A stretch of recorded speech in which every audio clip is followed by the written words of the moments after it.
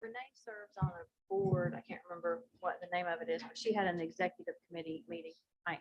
So we'll be reporting. Okay. Cool. Unanimous.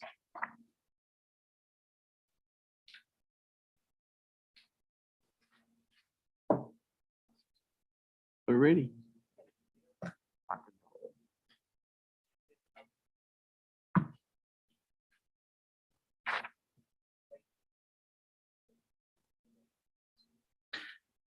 Hi, welcome to the June 2nd City of Graham Council meeting in regards to the 2022-2023 proposed budget. We will be discussing and reviewing some things from our initial budget meeting that we had last month. And so we'll get started with that. I know there was some concern about the rates and fee schedule. We still don't have that back from the engineers yet on, I think we had talked about reducing those fees because it was a big jump. And also getting an assessment of how much we would be, how much revenue these new fee schedules would be generating based on current development. So I'd be interested to see what those numbers are. And I had talked briefly with Megan about, I think it was with you, Megan. Yeah, I think so. And said that if we don't get this worked out by June 30th.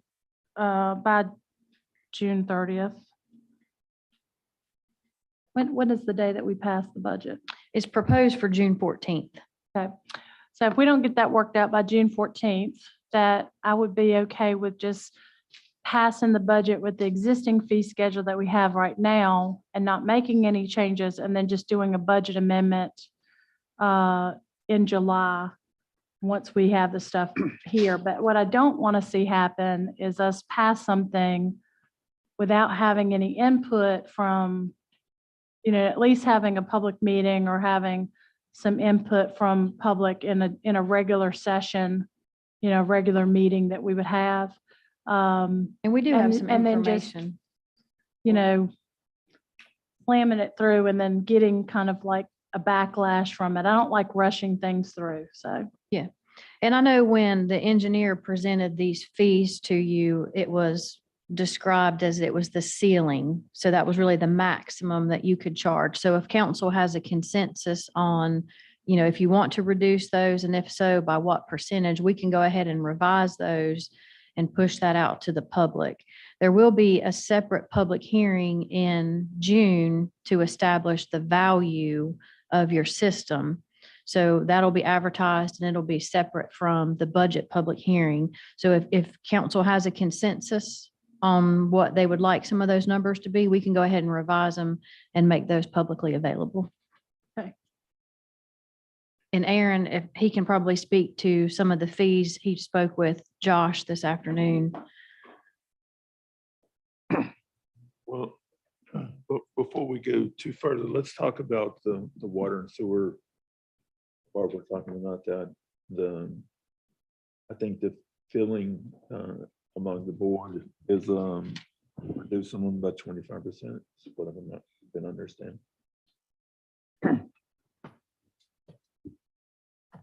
Okay. Yeah, if that's council consensus, we can go ahead and, We'll make a motion on it. no, yeah, just, as long as it's I just think consensus. that, we don't want to. I think we're more conservative than we are. I mean, I'd like to see what the numbers come in. Without seeing the total numbers, I don't know if 25% is going to be enough. I guess I need to. But I mean. I agree. I would like to see the final number before.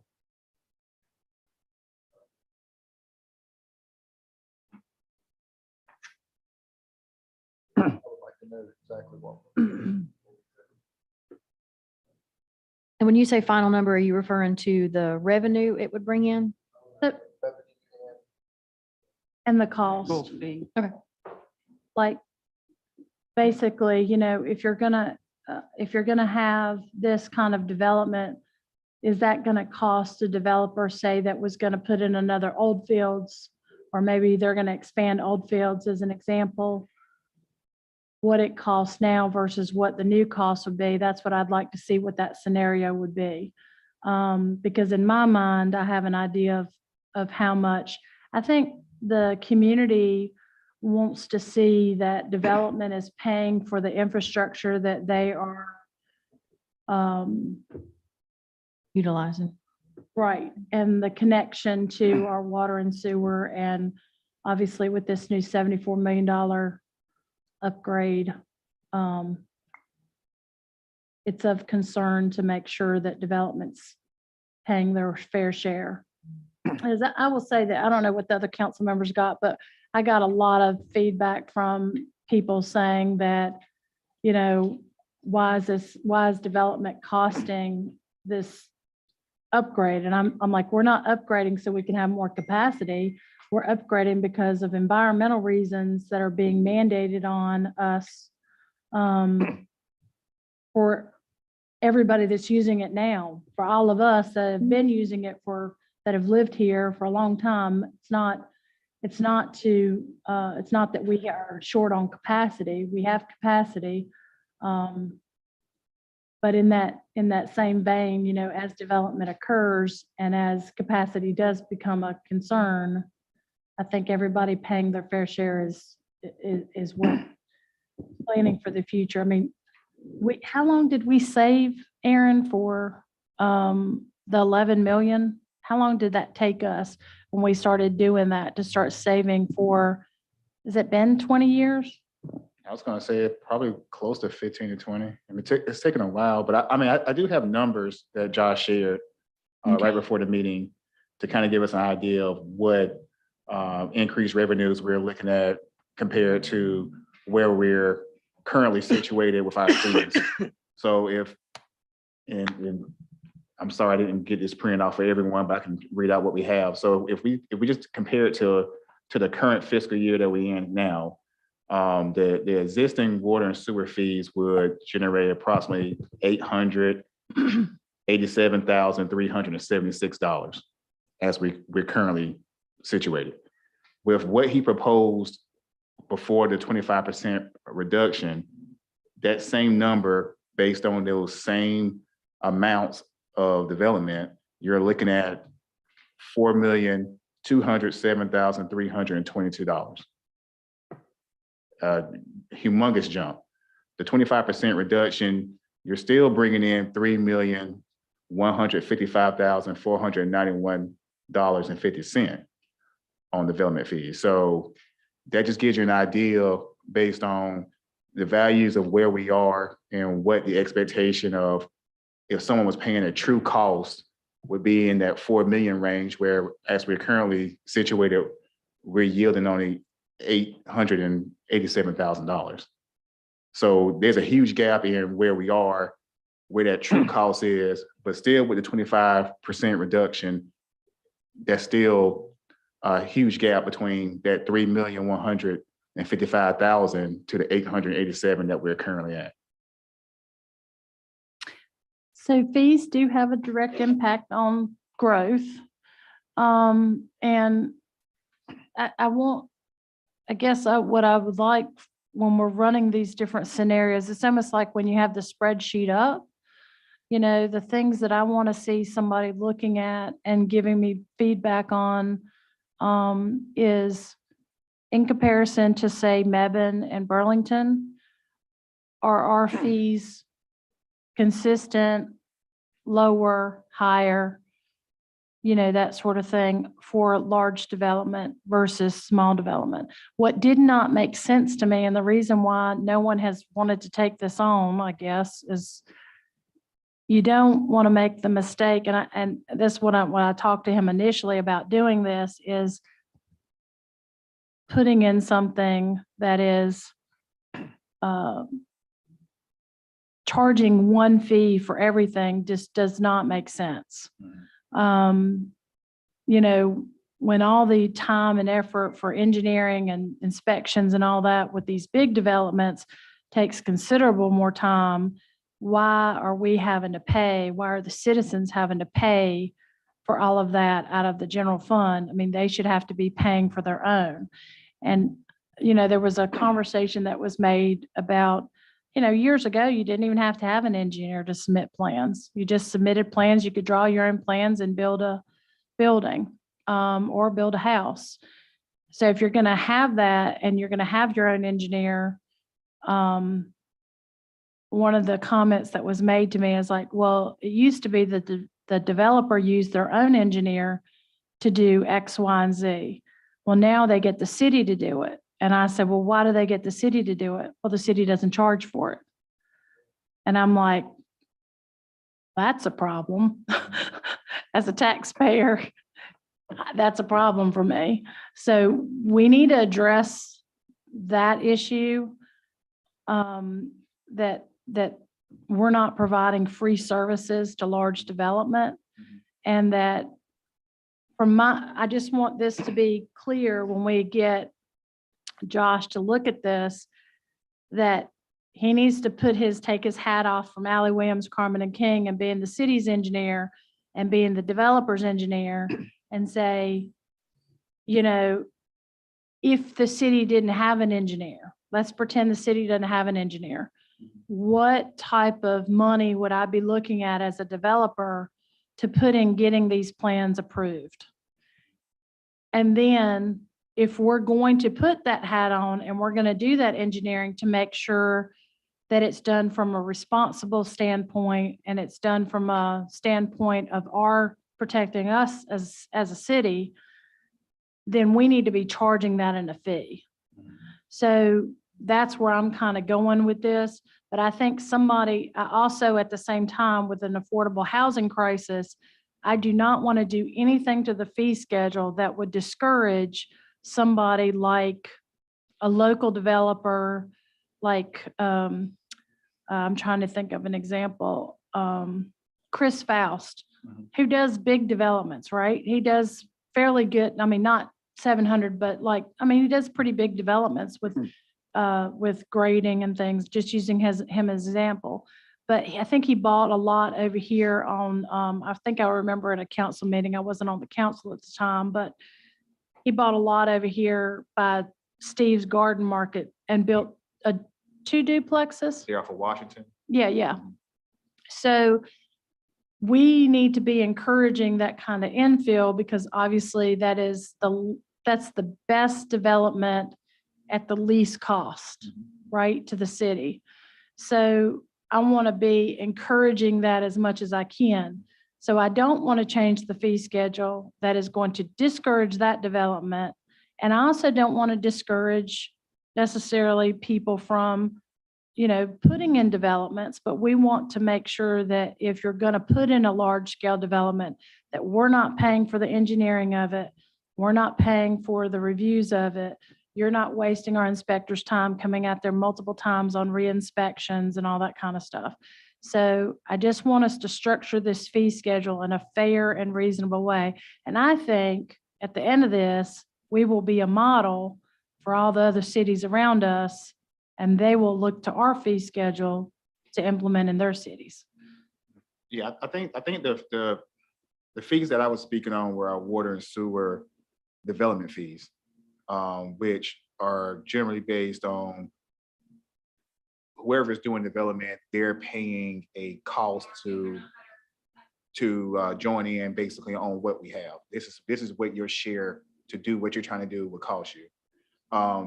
I think the fees that you're speaking on, like our development fees for inspection, stuff like that, I would say the majority of those fees are going to be lower than our neighbors, just because I think we're starting much lower than them already, that even with the fees that we're proposing and have back down since our last budget workshop, it's still going to have us lower than Mebane and Burlington. So if they're already used to paying those fees, they won't even. Right. Exactly.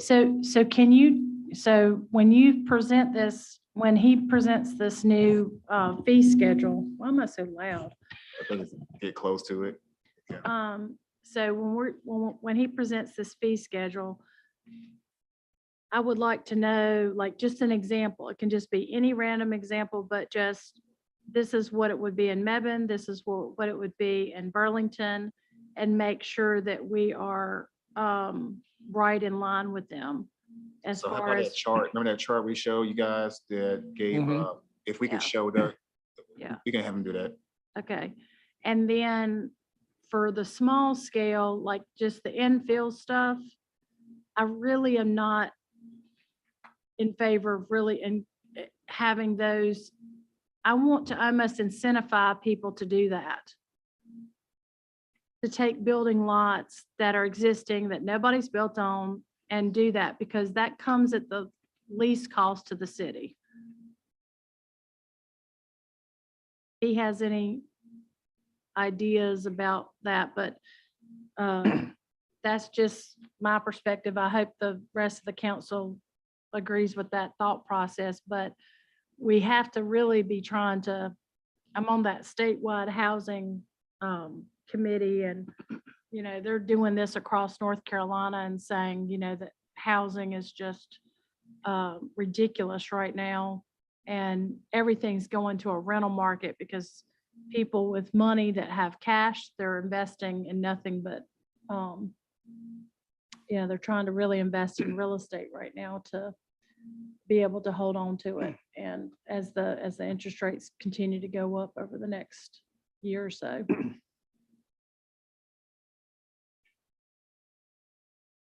But I agree with Bobby. I think that we need to not be so, so on the 25% coming down, how much would that be? You have that? That's what he had, $3 million. Yeah, and that was for the water and sewer development fees that, Right. I guess y'all had discussed preliminarily last meeting, and he went ahead and ran those numbers to kind of give us an idea of, as we currently stand, using numbers that we have for this fiscal year. This is, you know, we haven't taken any of these payments in yet, so it's a good comparison to be able to do that. This is what we would get based on how we're structured now. This is how it will look if we take in those fees with the original numbers that he had given. And then the 25% reduction would be shown with the other numbers. That's assuming the same rate. That's of assuming, development. right. And it's just, it's so hard to gauge That's a good- development because you know, it's a wave. So If the interest rates go up, Right. development's gonna slow down. yeah, exactly. But just to give you an idea, he based it off of a known period of time. Do we do like a multi-year, like, far as development to Well, he did the last 2 years. 2 year? Okay. Yeah. Uh, But again, you have, you know, we have Raleigh Meadows. How often are we going to have 400 Right. plus homes? That's what I was saying. approved? Yeah, Go over a longer span and do an average right. Yeah. versus just a year or two. That may give you a more accurate development. Yeah, and it's tough to say because It's hard- you yeah, it's have just- pre-COVID versus post-COVID and during COVID times that are caught in a 5-year look back. So it's ranging, and then we didn't have the pressures in certain areas like we do now or even last year. I mean, last year we just an abnormal development year. I mean, we Right. just had it was a housing crunch. Folks were just trying to get what they could approve. We have a lot queued up, but that's not to say that we would have a similar situation of developers trying to get stuff approved. They may be fine, and let's build what we have, and you know, and be content with that. So it's just kind of hard to gauge that.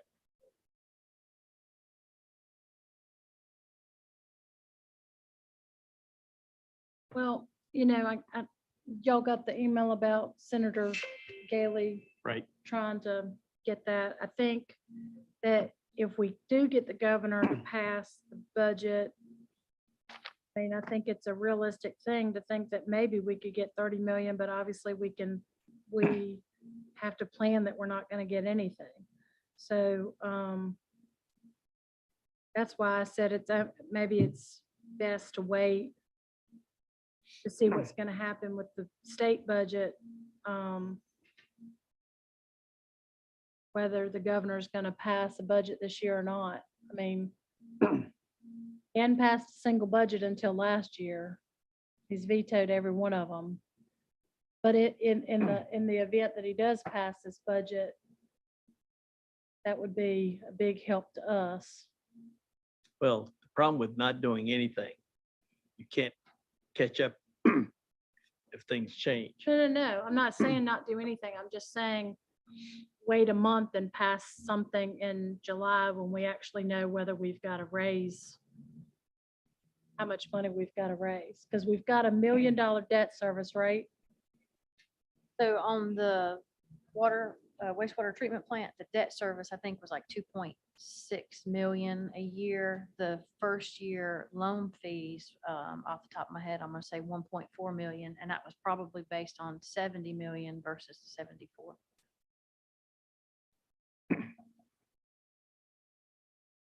And I will just point out, I think these, and Julian can correct me if I'm wrong, but the development fees are booked to the 10 fund, not the water and sewer fund. So they wouldn't be used to pay for debt service on the wastewater treatment plant. Is that correct? So they're really, unfortunately, or fortunately, maybe two separate. How does that make any sense that tap fees to be able to connect to an existing water and, okay, I was about to say, apologize. wait a minute, that didn't make any sense. I was about to say, Development fees do not. development fees don't, but these, you were giving me fees, the fees you were giving me for 3 million was dealing with the water tap, right? Development fees. These two charts, yeah.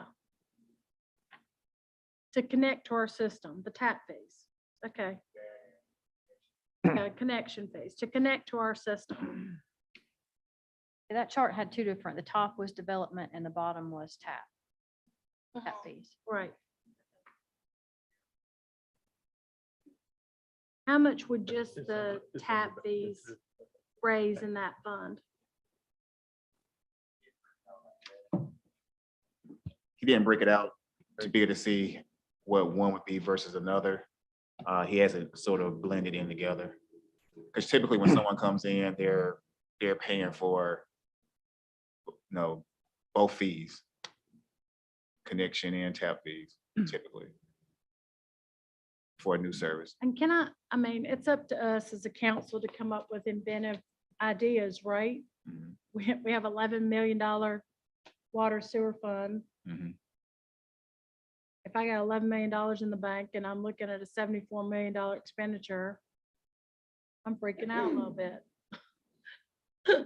So I gotta come up with something creative, kind of on the fly, because it took us 20 years to get $11 million. Takes a while. So, Take long to spend it, but it takes a while to build it up. no one knows that better than than business owners, right? So I'll just say, I met someone when we were in the Wilmington conference down in Wilmington, what was it? The North Carolina League of Municipalities Right. conference that we had down there in Wilmington. And they actually take over, and just hear me out here, they actually take over utilities and then charge those utilities. Like they basically take over your utility system and then they answer to the utility commission Mhm. to set the fees and all that. I just wonder, I assume there's somebody there that is very, very intelligent about the cost of water and sewer. I wonder if there's a way to get somebody like that to assess our system and fees, because how do I say this? Like, this isn't my business. Okay, my husband's a licensed plumber. He does utility work. I know a lot about this. But this isn't my business. Like, my business is not utilities. So, we're elected by the public, and I'm the first one to happily say when I don't know. I don't even know that this is an engineering question. We've got an engineer answering it, right? But he's not in the utility business either, right? It's not his daily. Right. It's not his, wheelhouse, right? But I just remember when I talked to these people and they're down there soliciting themselves to take over this, but it's almost like, can we not pay that person as a consultant to come in and actually look at something like this? Because we have to raise them, these independent enterprise funds.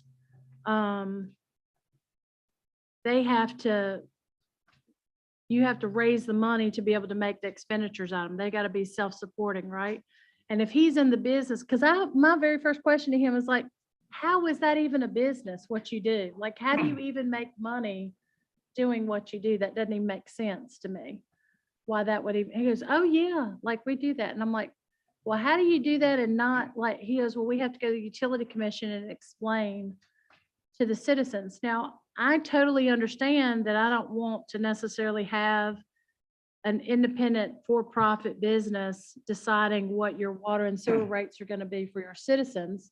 Because I can imagine that like in a situation like ours, they wouldn't have the consideration that we have for our citizens not to try to raise rates because they're in it for a profit, right? But it would be interesting to have somebody that knows this business assess our fees and structure to see if there's a way to.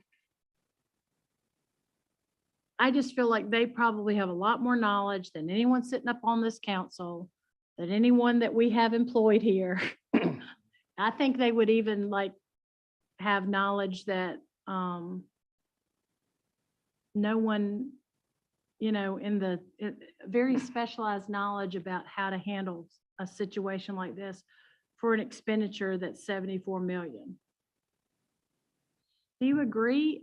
I mean, do you see what I'm? This is just you don't see this happen too often, after this upgrade, when's the next one going to come around?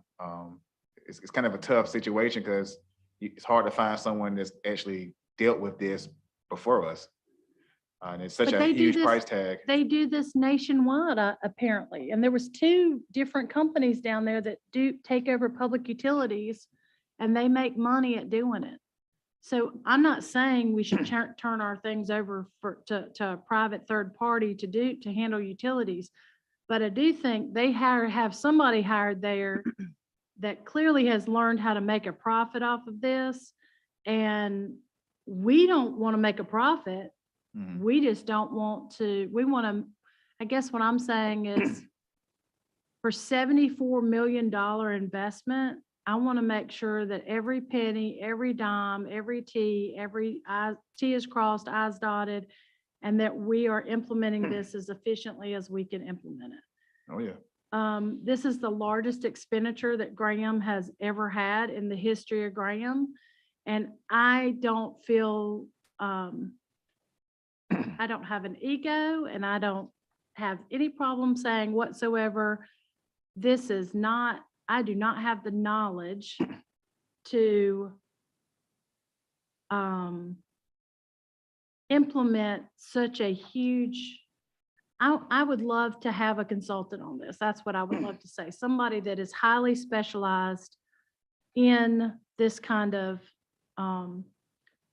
assessing the value of what our infrastructure is and assessing like how new development coming on should be assessed to connect to that infrastructure.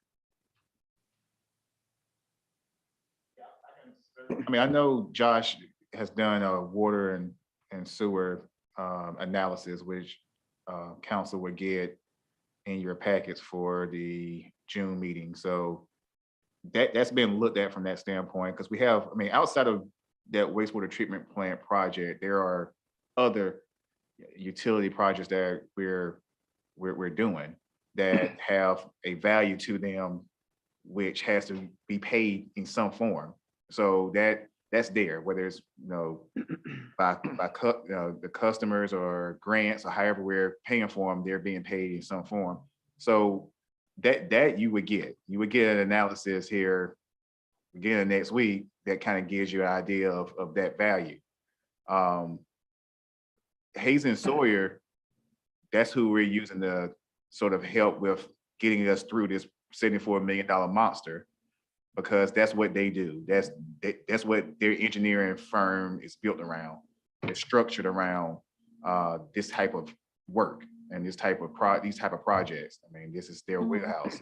So I think we're certainly turning over every rock to kind of give us some But if further you've got insight a- on it. if we're not interested in making money, but there are these businesses that are for profit, Yeah, run utility companies, and obviously they run them at a profit or else they couldn't afford to be in business. Why would we not want to get their advice, free advice on how to best pay for this? I mean, we go to implement things in the city of Graham for $1 million and hire a consultant to make sure that we're using the money the most. This is the largest infrastructure project we've ever done and will probably be so for years to come. that's what I'm getting at. I don't know if we'll see in our lifetimes to see something this Right. big, So I feel like the smartest thing that I can do is hire somebody smarter than me. Mhm. What do you think, Megan? I definitely don't think it would be a bad idea to check into that. I'm looking through the league sponsors to try to figure out what vendor that might have been. I don't think he was a vendor. I think he was just attending it. And it was two different companies. I got their card. I'm happy to give them to you. Yeah, that'd be But he's helpful. actually emailed me a couple times and said, hey, would you be interested in having us look at your stuff? Not for the reason he thinks, but for the reason, like, is there someone there where my impression was that they come and do a free analysis, and I don't even mind paying them for them to do an analysis and say, we're not really interested in selling our water and, water and sewer system, but we would be interested in consulting fees for you to come and look at it and look at what we would need to do to try to somehow, some way raise $74 million for this project. We've got a lot of politicians that are trying to rally to come up with something, but this is definitely a huge blow to our, and we got to be smart enough to know when we need to call in the experts. Yeah, it's certainly tremendous. What do you think, Bobby? Well, we've got two things. One is the fee structure. Separately is how do we handle the $72 million funding requirement? And I think that these are two, they're related, but they're separate. So other than the water and sewer fees, everything else has been, adjusted given our recommendations. So by adjusting the fee, we should set the fee schedule in place, but then follow it up with what you're suggesting of bringing in outside consultants as how best do we deal with financing this $74 million construction project.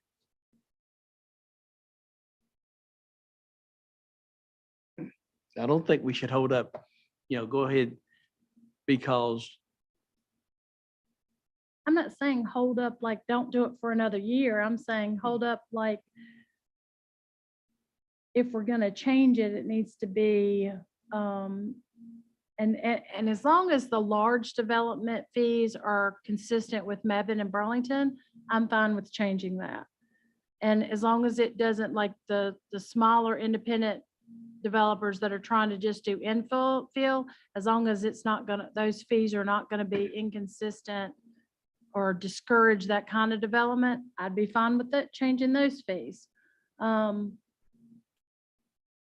But I do think that when a consultant comes in here, he's going to be looking at it in a totality, because basically you can't you can't have that much infrastructure change without it being reflective in the fees that have to be brought in order to pay for that expenditure. So I'm just interested almost in knowing how in the world does anybody make money in any municipality when these are the requirements that are being, like, what do they know that we don't know? There's got to be something that they know that we don't know. Because we can't even do it not making a profit. I mean, what, do you see what I'm saying? What in the bit, what third party would go into a city and spend, you know, $75 million to get started at least? Or way more than that, because you'd have to buy the infrastructure too. And then think you're going to get that back from users. I just can't believe that the people like how did, I mean, Burlington's only been able to raise the money because they have more users, right, Aaron? Than we do. They have substantially more users than us, and Yes. Greensboro buys from them. Yes. So essentially, whenever you get this, you will see basically what we're talking about now. I mean, it's a little, I haven't even gone through it all myself, but you know, it's a document that looks into it and the depth of it. But I see where you're coming from. And like Megan said, we can absolutely look into it. The 2 cards that you have, we can check into it and see Yeah. what could they offer. I mean, what do we have to lose to check into it? So. Well, I mean, obviously they go into cities all the time and show them how they can, that using them can be a better solution than what you have now. I'd love to just hear what they have to say. There's got to be a catch somewhere, but I can't make the numbers work and make it make sense. You know what I'm saying? But they obviously have a lot of knowledge in this field, and I think that that knowledge is could be very beneficial to us if we reach out. I think with the 25% reduction in the current rate is going to bring us in enough revenue to pay the debt service on the 75 million that we're going to put out, and also give us more back into the reserve. How do you do that if the development fees go in the general fund that you can't use in the enterprise fund of the water and sewer? I mean, years ago, when I was on the council, and obviously things are different, and you know, you even dare say you put money in the water and sewer fund. Nobody likes that. Nobody likes to hear that. But also, I don't know. I mean, I'd love to hear the opinion from the Council of Government as to, well, what do you do about a $74 million expenditure? You know, extraordinary circumstances, you know, warrant extraordinary situations. It's not like we're trying to not charge users a reasonable fee, but you obviously can't send out water and sewer bills that are $1,000 a month either. I mean, effectively, that's what you have to do to really raise the money from the users, right? Yeah. So there's got to be a happy medium. And I think if you can justify that the fee to connect to water and sewer is coming from the development fee, and that we're raising that money, and that money is being set aside in the general fund to go towards this project, is there not any part of that project that can be funded by the general fund dollars?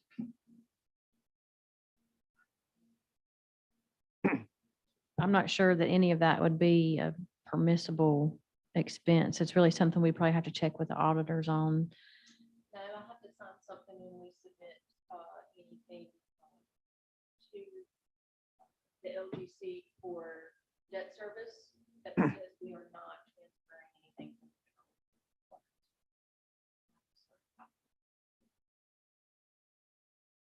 No. So, I mean, would it be wrong to reach out to the LGC and say, well, what do you do in this situation? I mean, they've bound to have had situations like this in the past, right? We're not the only ones doing this. Oh, I know. Yes, I mean, other folks that's are, very clear. So, they've seen it. mhm. So the three, so let But me, you're limiting our options. The only place that we can get money to fund the 74 million is grants, which have a cap of it on them, which the cap's like 15 million. It Right. depends on the type of grant. but So that ain't gonna help us. 15 million is a drop in the bucket. I mean, it's grand, it's appreciated, but 15 million ain't gonna get us to the 74 million. Let's be real. Even if we got everything, and I think what we applied for 11 million, right? That was around 13. Okay, Yeah. well, 13 million. So even if we get everything, that's still a drop in the bucket. That's not gonna help us. Grants, user fees are gonna bring in how much money? How much do we transfer in a fund balance? $1 million every year at the most after we pay expenditures? To water and sewer. Right. Which is being Left really- over. How much is left over that we transfer to our Say fund more than balance? 500,000, 600,000. Right. So not even, I mean, okay, so, and so that's user fees. And then what else? We have, when you pay your Hat fees. water bill, our sewer rates are adjusted with this in mind. That's why our sewer rates had to go up so much, was that it was taken into account that the users are gonna have Right. their So, share on so it. even with the new sewer rates, how much, Julianne, do you anticipate moving over?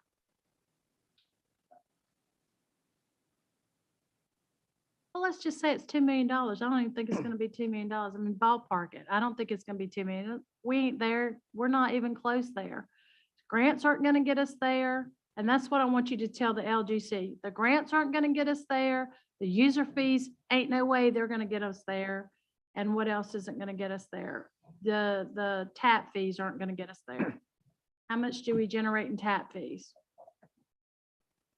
If we can't do a transfer, tell us what we can do. I thought that there was an exception for capital improvements, but maybe I'm wrong. I'm not And this aware has of been one. 20 years ago. I mean, you can look it up. I know that 20 years ago, they did move money from the general fund to the water and sewer fund. Maybe the rules have changed, but they did do it Possibly. back then. So right now, system development fees have to be moved to our special account. Mhm. That's for any connection fees that come up, and that is specialized projects, but that money has to be used on, one of those was Old Field outfall. The current budget for water and sewer taps is just under $100,000. What we are using to support the reserve that we are building for this project is our sewer charges. And if everything goes in the budget, goes as it should, of course, inflation and other things will depend on that. Our goal is to have 1.8 million go to the fund balance next year for this project. So 2 So- million, So 2 million. still not gonna get us there. So everything's gonna have to be borrowed. So even at 74 million, we're barely with the sewer fee increase, right? Barely gonna have enough money, if everything goes correct, to pay the debt service. At the end of year 5, which is when our first debt service is anticipated to come due, we will have 2.5 years of reserve, or $4.6 million at the end of the 5 years that we have been working on this project. Mayor Talley, can we table this and continue this discussion after we talk the budget, which we have to approve come June 14th? Sure. Because this is not a subject that we could talk for the next 3 hours. But your idea of seeking outside consultants, I think it's a valid one. Okay. So let's put this on the agenda for the 14th, but let's take care of the budget because we got to vote on the Okay. budget. Okay. I was agreeable with that. I thought you were wanting us to hash this out though, and not put it off. I thought that's what you said earlier. Well, absolutely. You know, the rate and fee schedule, we can talk about come June 14th. If we decide we want to push it out, but this budget, we don't discuss it today.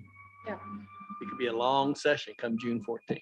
Okay, so let's talk about, I did have one comment, if you don't mind. The Uh-huh. budget is set for a loan of $81 million. Just so we're talking the same numbers, the 74 is the construction. The total project's $81 million. you're just a ray of sunshine. I'm here all evening with you. You can continue to where- spread the sunshine. You- All night. You lost me somewhere. What's the extra 7? Design, engineer, Hazen and Sawyer. Okay.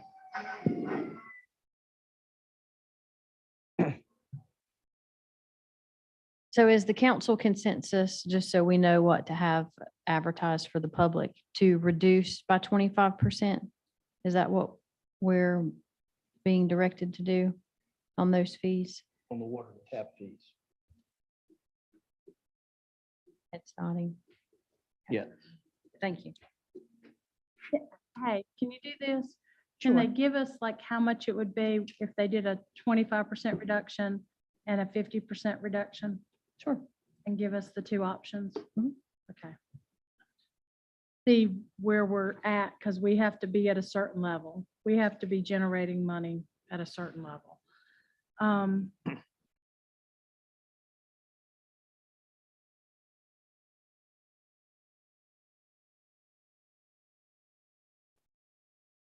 So the governing body, did anybody look at that line item and have any changes there for the governing body, salaries, wages?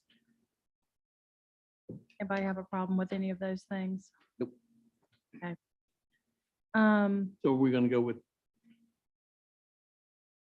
The only city thing that, manager's recommendation. the only thing I didn't understand is why the farmer's market was in there. Yeah, we mentioned this a little bit at the last work session. We got the impression that this was a council-driven priority, so we were just putting it under governing body because it seemed to be something that was of significance to council. And then administration.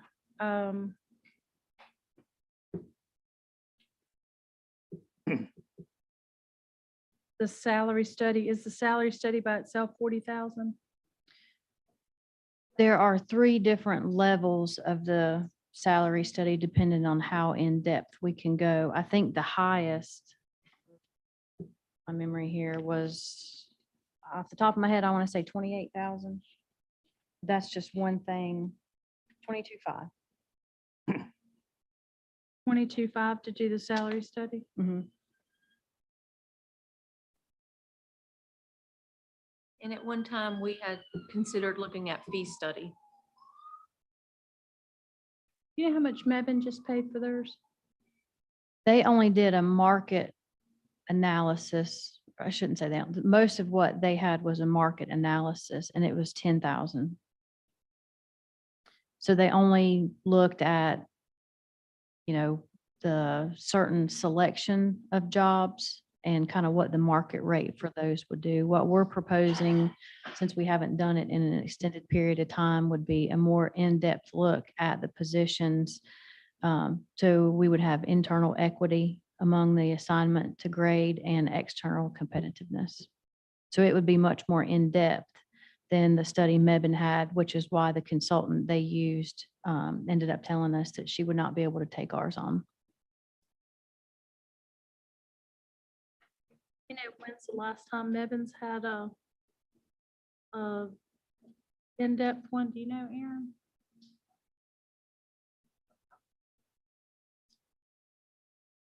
Oh, it's been a long time. We did it when I was on the council, right?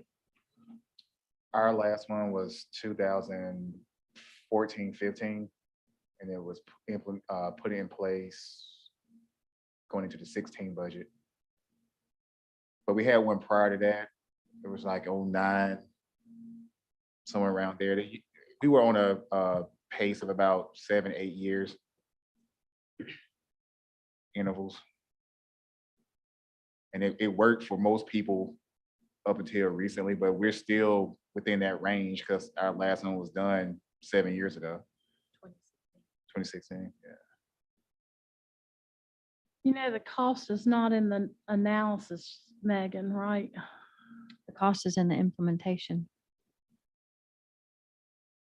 You sure you want to do that right now during a labor shortage?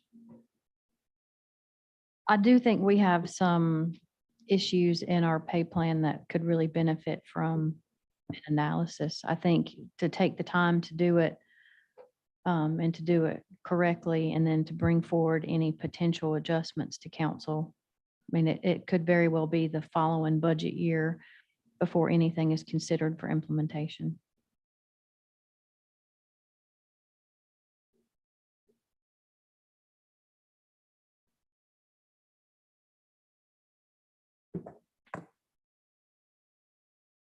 The difference in the phone system for administration, is that because you guys are gonna third party that out, or? No, so the phone system at City Hall was recently installed, and I'll say recently, maybe within the last year or a little bit longer. And when the new phone system was installed, the charges weren't correctly budgeted for the updated system. So this is really just catching us up.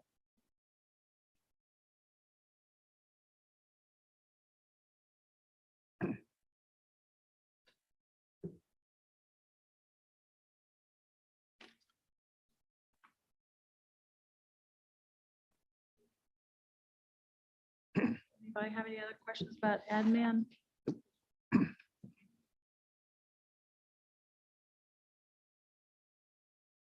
So we're gonna accept the general manager's markups. I mean, there was travel, but she says that's for training. Another $3,000. Yeah, so in COVID years, everyone's travel budgets were cut significantly because courses weren't offered, specifically in-person courses weren't offered. So this gets us back to more of a pre-COVID level of travel budget.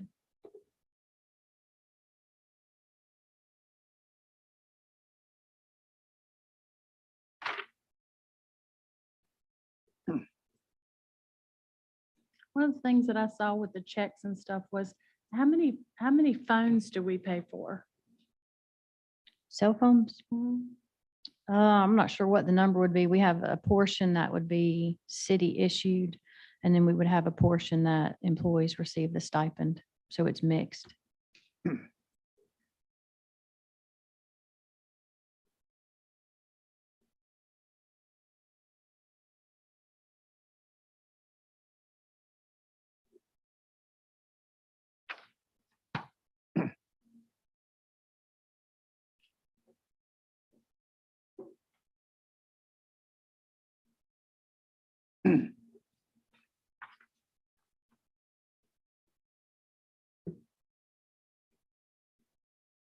So on the travel budget for training, if these classes are, if these, if they still have the option of doing these online or virtual, why wouldn't we still just do that instead of travel? It really depends on what the offering is. Even the School of Government, who I would say has been one of the most reluctant to go back to in-person, is getting more and more into the in-person. They still certainly have some that are virtual, Right. but it's really just kind of dependent on the course offering. And there's still a cost to the actual course. Even if you were doing it here, you still would have to pay for the course to do it. Yeah, right. And the admin includes Meg and myself, the city clerk, which we know would have to have training, as well HR. as Lori, who has mandatory training as well. So there are some training costs that we just can't escape. But generally speaking, you still have a cost, even if it's a virtual class. And that surprisingly, the classes weren't discounted as much as Nah. what you might have Good God. anticipated being a Of course virtual not. setting. Yeah. I like the virtual, I liked the virtual myself. Questions about the next? Downtown development, Mhm. zero. Questions about IT? And before we move on from that, I did want to just point out on the downtown development, if the council still wants to fund those 2 grant programs, they would be moved to non-departmental. There's 15,000 for the facade and 15,000 for the business beautification.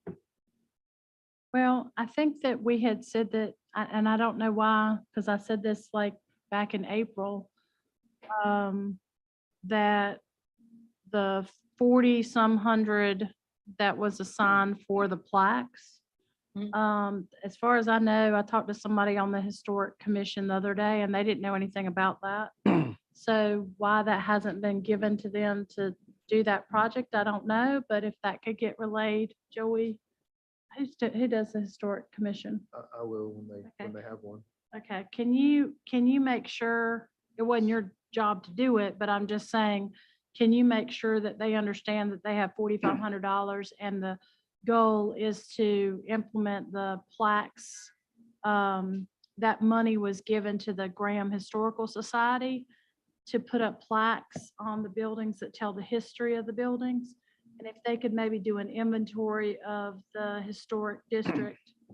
And then if they can look up the research and look at getting those plaques installed with, basically, they say the circa, the date of the building, and then like a history of the building. And usually you get that out of the Durwood Stokes book or some of the history books that we have. And I'm not sure who they use, but I think they could go through Burke probably to get a vendor that does the plaques. But if they could make sure that they look substantially similar to the ones that are already installed. And we could find out where we had those done prior. I'm sure, we could find out where to get them done. Okay, well, if you'll reach back out to Aaron when he looks that up and gets that done. Then I think they had talked about that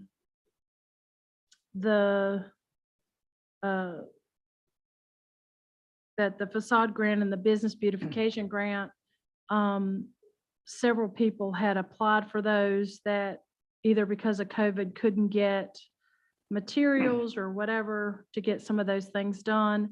And I had actually reached out to Justin a couple months ago and said, can you not like reach out to, like, I think Griffin early on said he couldn't do his project because it was cost prohibitive. And that was like $10,000 or something, Mhm. or maybe it was 20. Yeah, he has those other projects he's working on that have made it sort of tough for him to be able to go from what he's Yeah, working no, on there. I mean, I get it. I would have loved to have seen it happen, Yeah. but I hate that he couldn't do it. So it was, I guess my issue is that I hate for the money to go unused. I think you had mentioned to me too about that. And so could we not reach out to, say, the lady that has the torn up awning out there? And because that sat there for months and months, and see if she could apply for that before year end. I mean, it doesn't take 30 days to get a new awning recovered. So that they could apply and I guess let the grant go back out for Yeah. people to apply and That would be- encourage her to do that. right. I think that would be the cleanest way to handle that. That way, But I had told him, I said, because somebody was complaining, I think, to that department about the awning not being fit. I said, well, reach out, make the funds back available if you already know. Because I think Griffin let them know like months and months ago. Mhm. I mean, just re-advertise the, I think he was still holding out hope that he could make it work.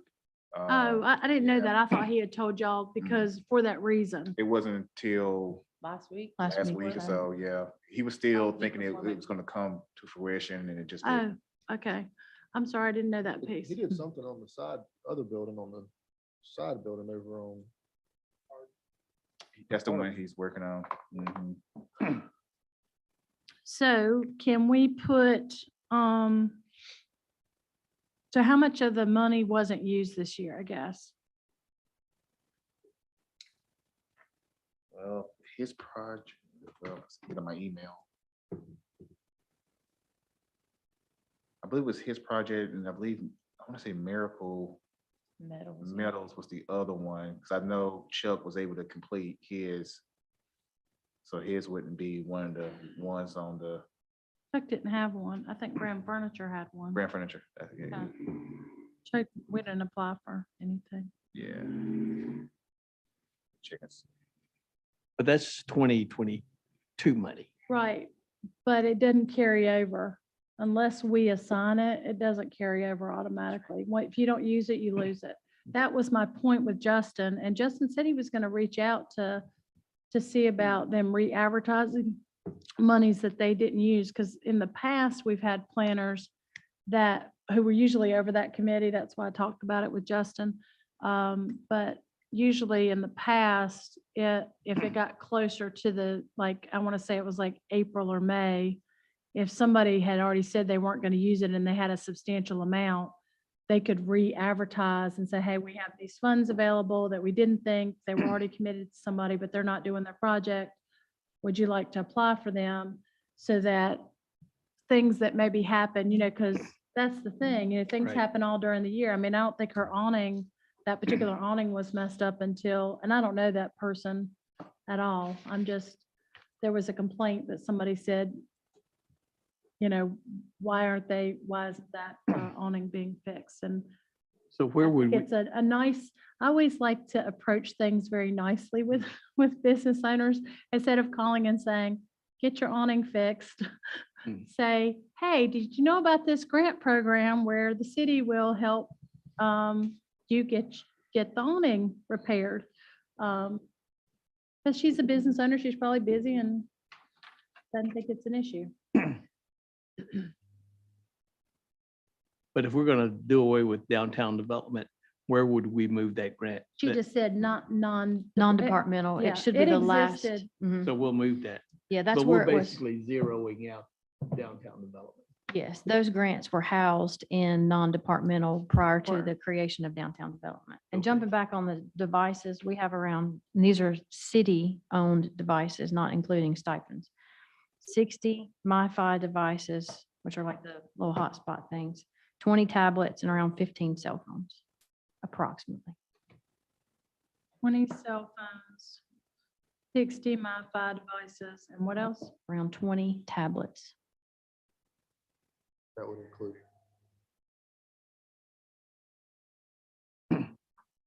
And it looks like Griffin was at a maximum, he got the maximum 5,000 because his project was right under 30,000. So yeah, you were right, it was 20 something that the project was gonna cost. So he was at 5 alone. But he got both grants. He had 5 on one, 5 on another one, that's 12,300 project. And then we had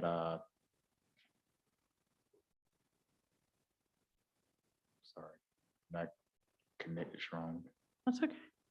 I think that's a topic of discussion, how one business can get multiple grants. Because he applied under different addresses Mhm. because he owns multiple businesses or multiple buildings. One of them, I think it was a little sketchy because it was the same building, but it went around the corner. if I'm not mistaken. One facade is on Hardin and one facade. is on Right, Main. exactly. But yeah. they connect inside, They right? do connect. Yes, inside. they do. Yeah, yeah. But that's how, because he had multiple addresses, Correct. so. And we've done it in the past where certain situations or circumstances arose that we were given direction to take those unused funds and we earmarked them for those individuals to go ahead and finish those projects on into the next year. But if it's funds that didn't get used and the person said that they don't think they could do it, then we took those funds, added it to the typical amount that we gave, so that we were not necessarily just putting it back, but giving the opportunity for someone else to be able to apply to use those funds. Which is what you were describing earlier. Um, Kind of odd. so how much money are you wanting to hold over?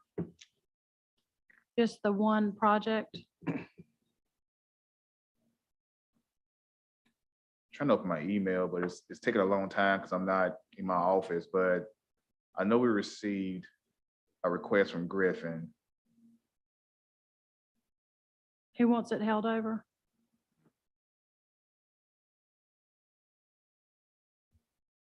I'm excited he wants to still do it. I thought it was a dead issue. That's wonderful. I thought we received one from Miracle Metals as well.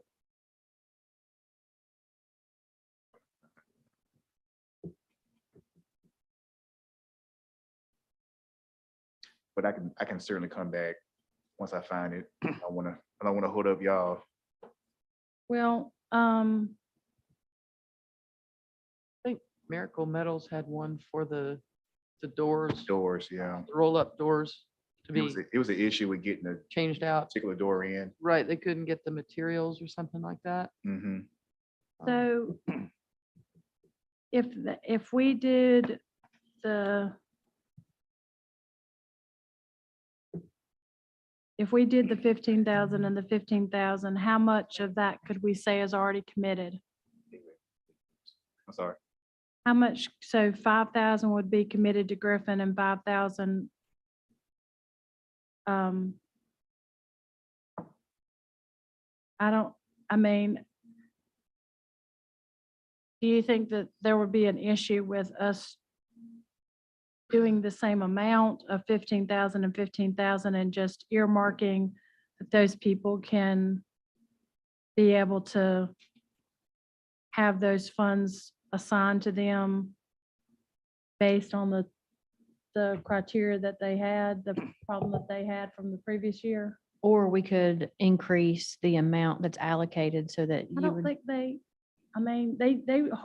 had to do 2 or 3 rounds this year because they didn't even have enough applicants. it. Um, then you can just leave it at 15 and know that a certain amount is earmarked for Griffin McClure. or whoever couldn't get their project done that needs to go forward. But I would like, if you could ask somebody, maybe you could do it, Joey, reach out to this property owner there about getting their, applying to get their awning recovered through that grant program. Property is it? I don't know. It would be, I just question why, to the right of, why are the taxpayers being asked to put up funds for businesses to take care of their facade or beautify their business establishment? So the Facade Grant program started several years ago, and it was trying to encourage business owners to make improvements to the facade, the exterior, the streetscape of their business. And the thought process being that it would stir development. It's like if you have someone do their building, then you want to do your building, or you want to make repairs here. And it's trying to encourage some of the property owners that had owned property for a very long time that hadn't done any kind of repairs or improvements or whatever. I will tell you that it's hugely successful. And I think it was a really hard sell because I'm like you, well, why should we be giving money away to someone? They have to match it. It's not for, the city doesn't pay for the whole thing. So you've got to have some skin in the game. So it's a 50-50 match. But it shows on behalf of the city, their commitment to trying to encourage historic preservation in the historic district. It's just in the historic district. It's just on those properties in the historic district for the commission. And then the one at the Appearance Commission, it's a grant that they legislate to, and I think that can be anywhere in the city, right? The Appearance Commission grant. That's So citywide. if they are going to improve the landscaping of an entrance or the exterior facade of something, A sign. a sign, they can do that. But you know, it does generate revenue back to the city. I'll give you, I mean, we've done all kinds of studies on this throughout the years, and you might spend $15,000, but when you look at the numbers, it ends up generating $300,000 and $400,000 worth of improvements, which is increasing the tax basis, which we collect property tax on. Okay. So it is a small investment, but it is an investment that does pay back. And I will tell you that you look at where we're at 20 years later from doing these grants in the downtown versus where we were 20 years ago. I mean, Mebane just now passed their facade grant, and does Burlington have one as well? I thought they had something in place already, but I know Mebane modeled theirs after Us. us. And it does sort of give that joke to that particular area, because otherwise a person may not be incentivized in any other way to do any renovations or upfits or anything to their exteriors. And it just kind of gives them just that. I mean, you see a $30,000 project, they probably may not even thought about doing it, you know, without the $5,000 Incentive. incentive. Yeah. Okay. But I will tell you that it's literally hundreds of thousands of dollars. Oh, it's a that lot. It Yeah. is, doesn't it? Well, I mean, Yeah. we've looked at it many times, and without it, it doesn't generate, you don't see that tax base increase. But with it, you absolutely see people spurred to do something. Okay. So So I had one quick question before we move on to IT on the downtown programming. mhm. The 8,500, is that all for Main Street program? What is that? Yes. So had we decided we were gonna go with putting that much money into Main Street? Or do we need to talk about that? So I got the email from Liz. Was it your impression that if we don't have that position, but we have a position that, Well, you have to have someone that's dedicated 40 hours to serving that role. Without Mary to use as that person, we wouldn't have anyone, because they won't even let you split it amongst people. multiple people, right? It has to be a dedicated I mean, person. it just seems like an expense that shouldn't be there. I'm just asking. Yeah, it would be So gone. zero. That would Be Yeah. zeroed out. The Main Street project is a good project because me and you have talked about, once you get Main Street certified, it will pay for itself with grants and different things that you're not eligible to get at this point, correct? yeah, what about the idea of, I mean, I'd like to see if there's a situation where they've hired somebody that, I mean, I would be open to the idea of hiring somebody that is specialized in main streets or knows how to like a consultant type, somebody that you're not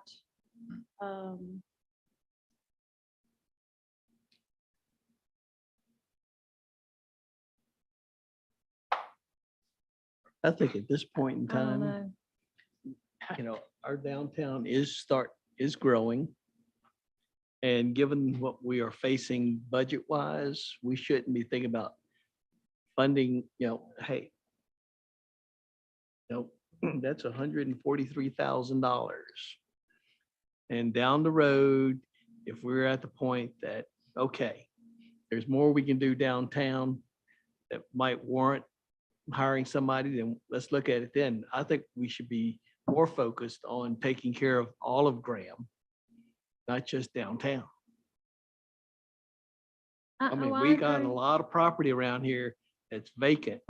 And we don't need to be paying somebody whose sole focus is a, I think this was the big, conversation that was had 3 years ago was, I mean, that was one of the biggest conversation. And I was not on the council, so I can repeat this, but because it wasn't necessarily my opinion one way or the other, but the discussion among the council was, why is it just downtown? Why are we not hiring somebody or hiring a position that deals with the whole city for development, economic development? And then they were like, well, how does that field with the chamber? That's what the chamber is supposed to be doing for us. And that's why are we paying our fees to the chamber if we're going to hire our own economic developer for Graham as a whole, not just Right. the downtown? So a lot of that discussion was had,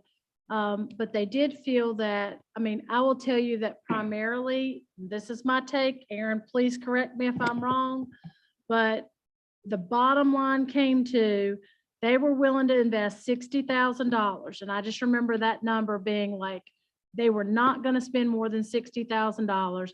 $60,000 is what they were going to spend. It was not going to be a penny more than $60,000. That's what it was going to be.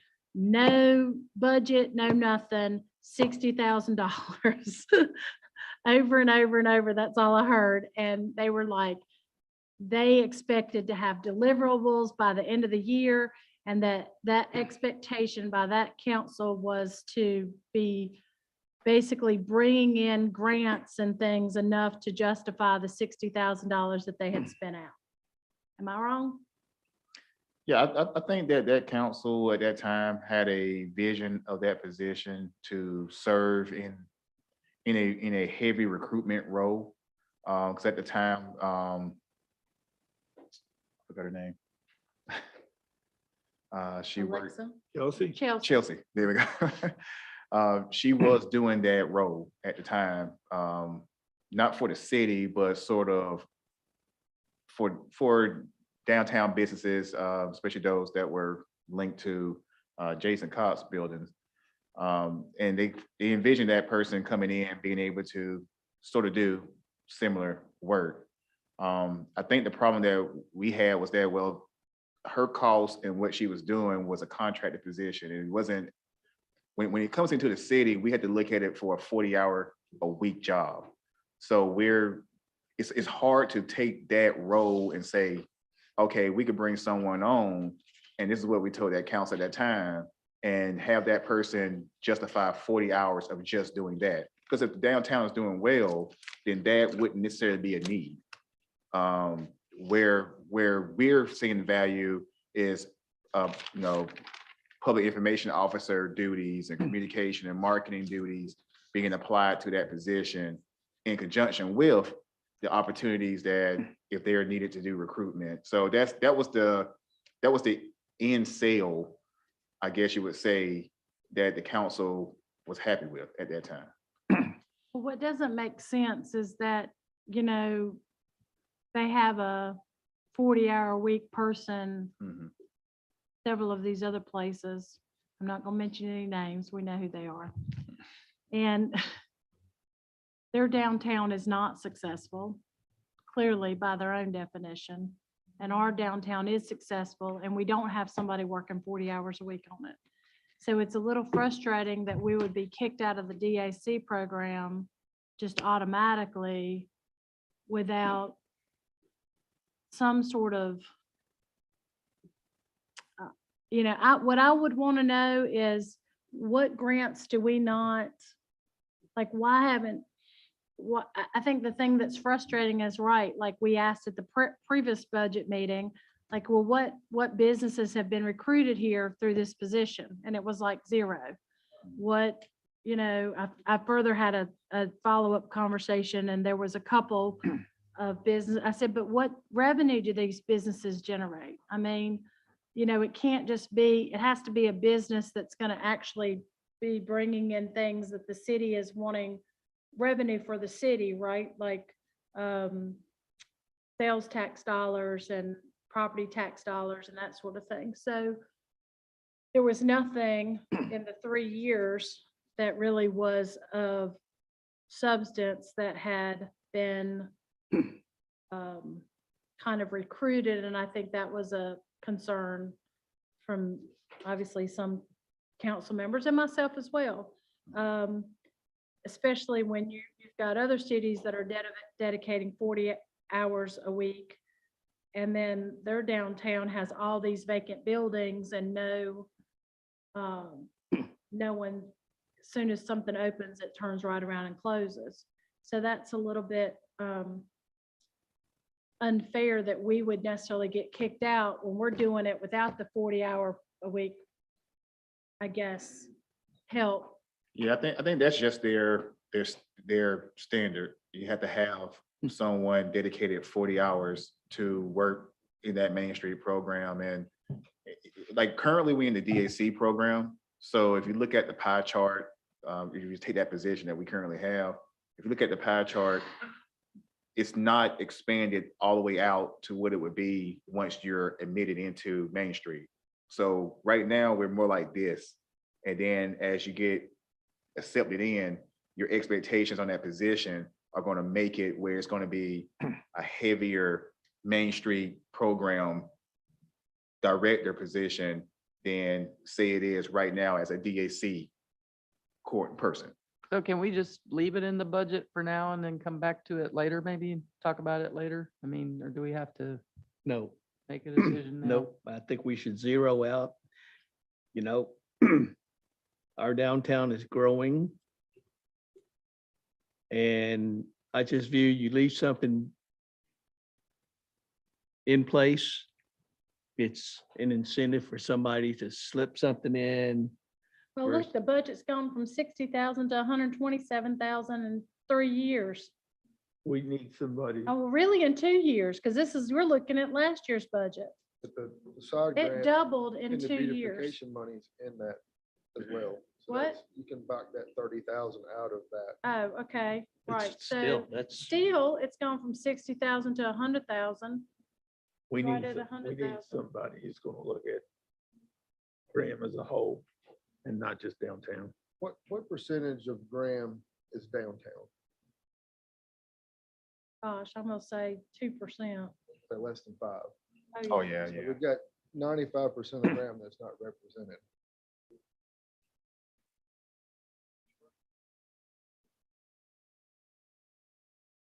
I mean,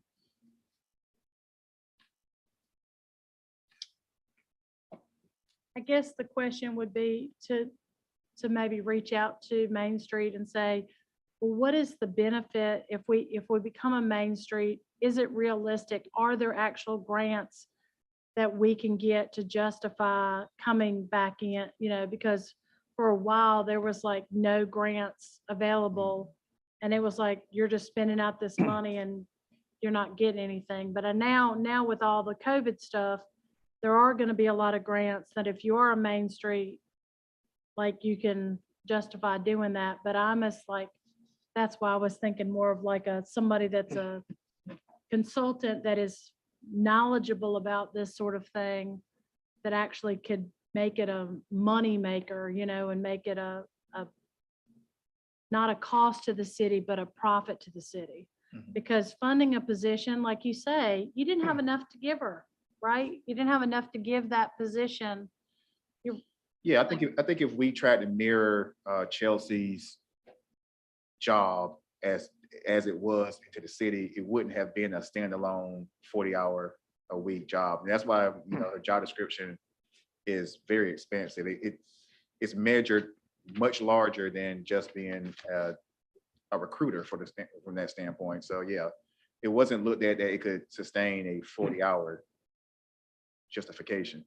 So how did the salary go from, So do we just need How to does strike it this- from the how budget did- then? Is Strike but that- how does do we the have a- salary, but if what you just said is true, how does the salary get increased that much? Double?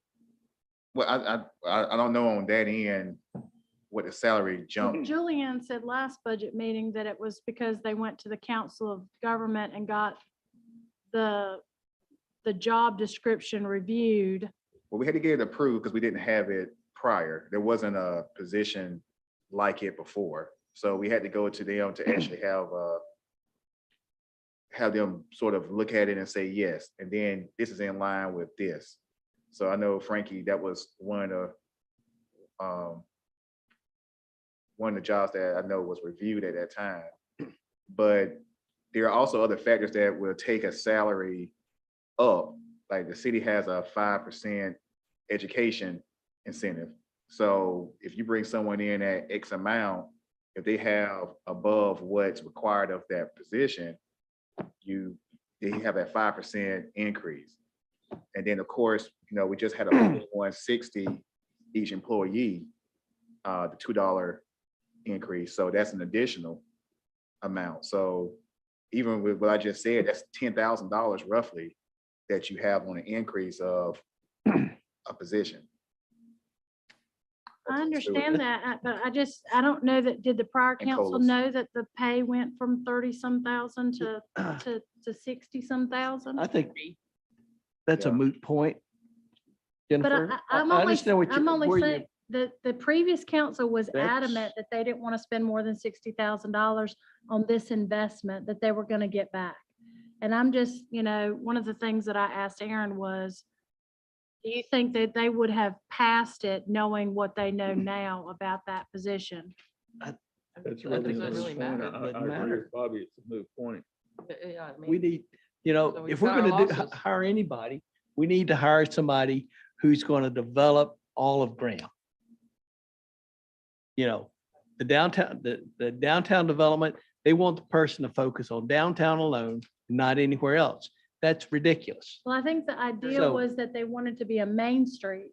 And the only way, and I'm just telling you that Well- the main street was to bring in grants that were way more than $60,000. So they were looking at, am I not right, that they were Well, looking at it as I an think we need- investment? I don't think it was that they were necessarily trying to focus on just downtown. I think they were looking at, we want to, I was not on the council. Well, but I think but I that- attended the meeting. Yeah. And they were very focused on, well, it makes sense to anybody, if you're going to invest $60,000 and you're going to get a $500,000 grant, that's a good investment, right? but that hasn't happened, has it? It absolutely has And so not I, happened. and So I, and I it's kind think of we a need, moot we point. need to move on.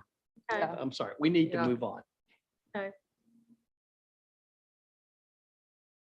So when IT, you say zero at the budget, we're still gonna keep the facade grant,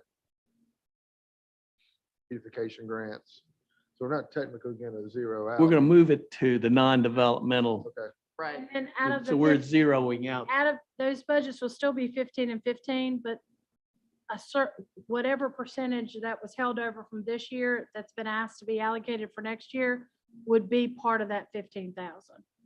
In addition to, No, No, and say in part of it, because I don't think we need to increase the 15,000 okay. because we didn't Mm-mm. even have enough applicants last year for the We were begging for 15,000. applicants last year. Yeah, It's so just- I yeah, think we you'll were be fine with recruiting 'em. still keep it keeping at. that same amount and just allocating whatever you had. I mean, they can always come back to the council and ask for more money and say that, well, Griffin's project got done, this project got done, and we had a bunch of applicants that didn't get funded. I think the council would be open to hearing about that, but I think you'll be fine with the 15 and the 15. I agree. IT, any questions about that?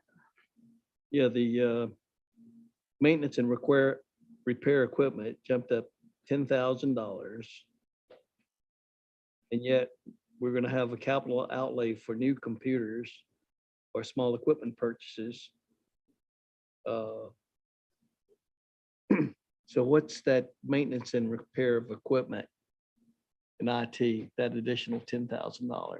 That would be, from, if I remember right, from his presentation, that would be upgrading all the license on the switches and bridges on the network.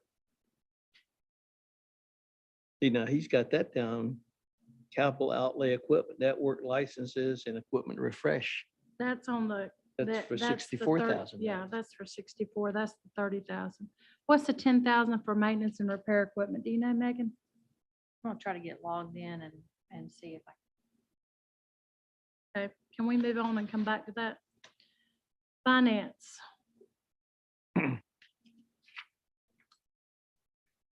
I just had a question on the contract services.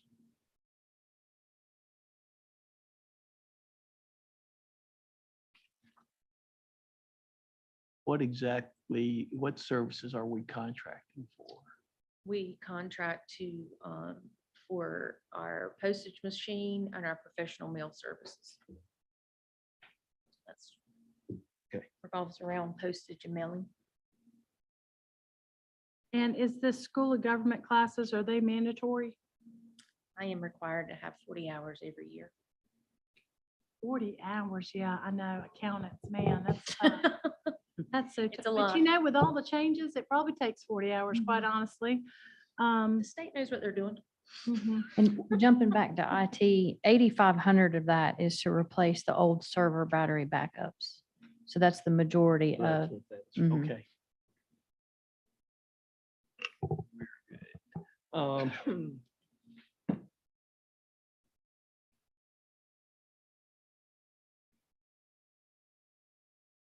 And the capital outlay you say is for the new networking equipment? Is that right, Megan?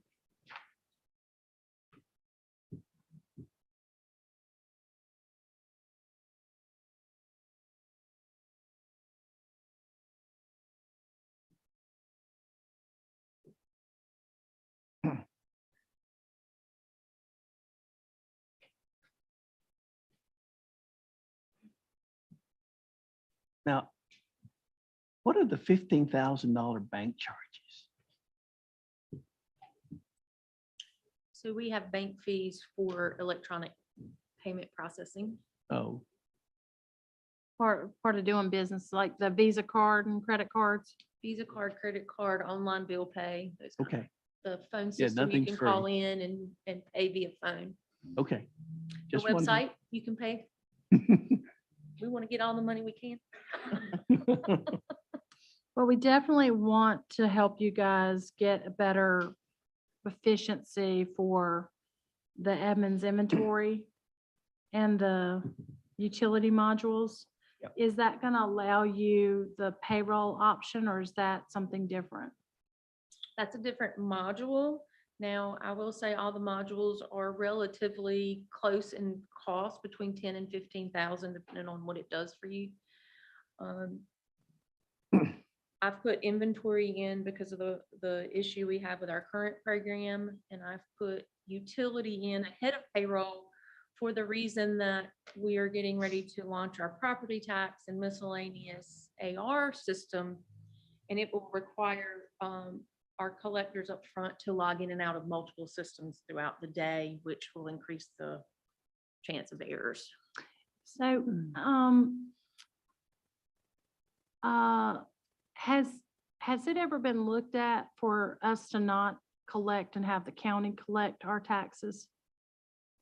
I believe it was looked at. Because Mebane does that now, right? Yeah, it was explored at one time, but it seemed like it wasn't worth us going with them. But that was a while ago. That was probably, I want to say it was probably 10 years ago. yeah, it's probably 2010, 2012. It was before I left to go to Roxborough. I remember that was brought up. Actually, our collection rate is better than theirs Yeah. currently, In Roxborough or Mebane? No, in the county. county. Oh, yeah, I'm sure. I was just Roxbury's- surprised, I was surprised to see that Mebane went to them. Did Mebane, don't they have Alamance County collecting their tax now? Was that a Look recent into move? that. I think Gibsonville is getting Guilford County now to collect theirs, and I thought the last time we paid Mebane also, we have property in Mebane as well. Just something to look at. I think the council would be interested in knowing what that is.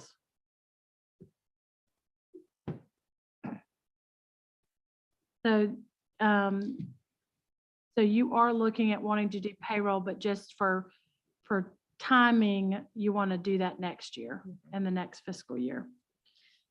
I think it'll take us about 6 months to implement each, and due to the workload we have and not bringing in a project manager to do that, it's gonna take us a little longer to get it done. Do they have someone from Edmonds that can come in and do that inventory changeover for you? Mhm. So you will be So we able, will we will be trained, and they will do the conversion and Okay. to maintain the history and pass the initial training though, then we would go live and it would be on us. and then our HVAC in here will be replaced for facilities. Anybody have a problem with any of that? The thermostat over here. Put your event right down. There. Megan is going to have a remote control to that. Yeah. Start sweating y'all out of here. This is maybe a good place to interject this. See, I wore my jacket today. It's Yeah, 80 I need to- degrees. I need to outside, start bringing but one on It's usually meeting cold in days. here. Bundle up. For implementing some sort of safety protocols for the council chambers and city hall in general, but especially council chambers. I spoke to Captain Flood about wands, actually having a police officer here, wanded people, and putting in a safety protocols. One would be replacing that door to a real door. Wouldn't be a lot of money, but I think $1,500, $2,000 would go a long ways to securing what we have here. Yeah, and I do know the league offers, at least they used to offer a free risk assessment, not for like a police department, but they would come into your facility and make recommendations. So maybe they can work in conjunction with our police department and come up with things they would suggest for this area. Where would we need to put that in the budget to add that? Probably facilities. Yeah. Okay, and Capital how much outlay, would that, how improvement. much do you think that would cost Aaron or Megan? According to what Captain Flood said, couple $100 per wand for metal detection, say, just to be safe, $500 for that, maybe less. And then I would Think like that- to see something done with that door, especially since I sit right here beside of it. That door Door is is, just a little is, better than a screen door. I mean, what is the deal? Like, you can hear, it sounds like Oh, there's tap- not even tap- a door Tap on it, there. tap on it. It's just a piece of metal. It's we- not We can look Not a into, door, not a seriously. door, it's a. You want to just put 5,000 in there for council chambers, security or something like I that? don't, do you I- think I we don't need think it'd be that 5,000? much. I think, I think 2,000 would be. I think you might be surprised on what a recommendation would come back with for maybe other areas that we're not thinking of. and another thing we have to keep in mind, when you make certain changes to certain, like, this isn't the code. Like, if you open that door and stepped out, you're gonna fall on your face, because it's just not. Well, I mean, do we even need a door there? It's an exit. Would that be a fire Fire. exit, Capacity. Yeah, I think it gives us our, emergency egress? mhm. Okay. But if you make a change here, you will probably also need to have a change done at the base of it, because it's not. The build So up. It's a pretty significant Yeah. drop. So we would have to take that into account, the cost of do all of I that. noticed you're the first one to the door there. You're situated to be the first one to the I didn't door. assign seats. I'll be the first one out. Everybody follow Aaron. But just, you know, I mean, just to be on the safe side, maybe 5 is a good number. We can add that in. That's I no mean, we problem. can always change it Okay. later. if we don't use it. Yeah, it we just don't remains use it, yeah. unspent. Like, Okay. Okay, PD. Can you tell me, can you go over, Megan, the things that were deleted from this budget? For PD, Well, I had heard through the grapevine, you know how that is, that some training was cut. I also heard the same. It's there. I'm not sure that training was cut. I can tell you there I think were, some of the budget, some of the money was cut. Not, the training wasn't cut, but some of it, the budget, that number was cut down, not cut out. I think their overall allocation from current year budget to next year request increased by about 1.8 million off the top of my head. So yes, there were certainly areas that were reduced. I've talked with Chief Cole and she said that she believed the department could work within the total budget that was being proposed. She has to, if she has to move money around, she can do so. Yes, within the department, not increase the overall allocation, but yes, her and I have had numerous discussions about So that. Your recommendation of 5.6 mil. Correct. Yeah. She just wanted to ensure there weren't any further cuts, and I said, I can't guarantee that, but she thought she could work within what they had, and she also discussed that with her command staff as well. I just want to make sure they have what they need to. So that capital outlay improvement of 25,000 that you zeroed out, is that the security fence that was be around the, That would have been at least a portion of it. but Where was that fence at, Bobby?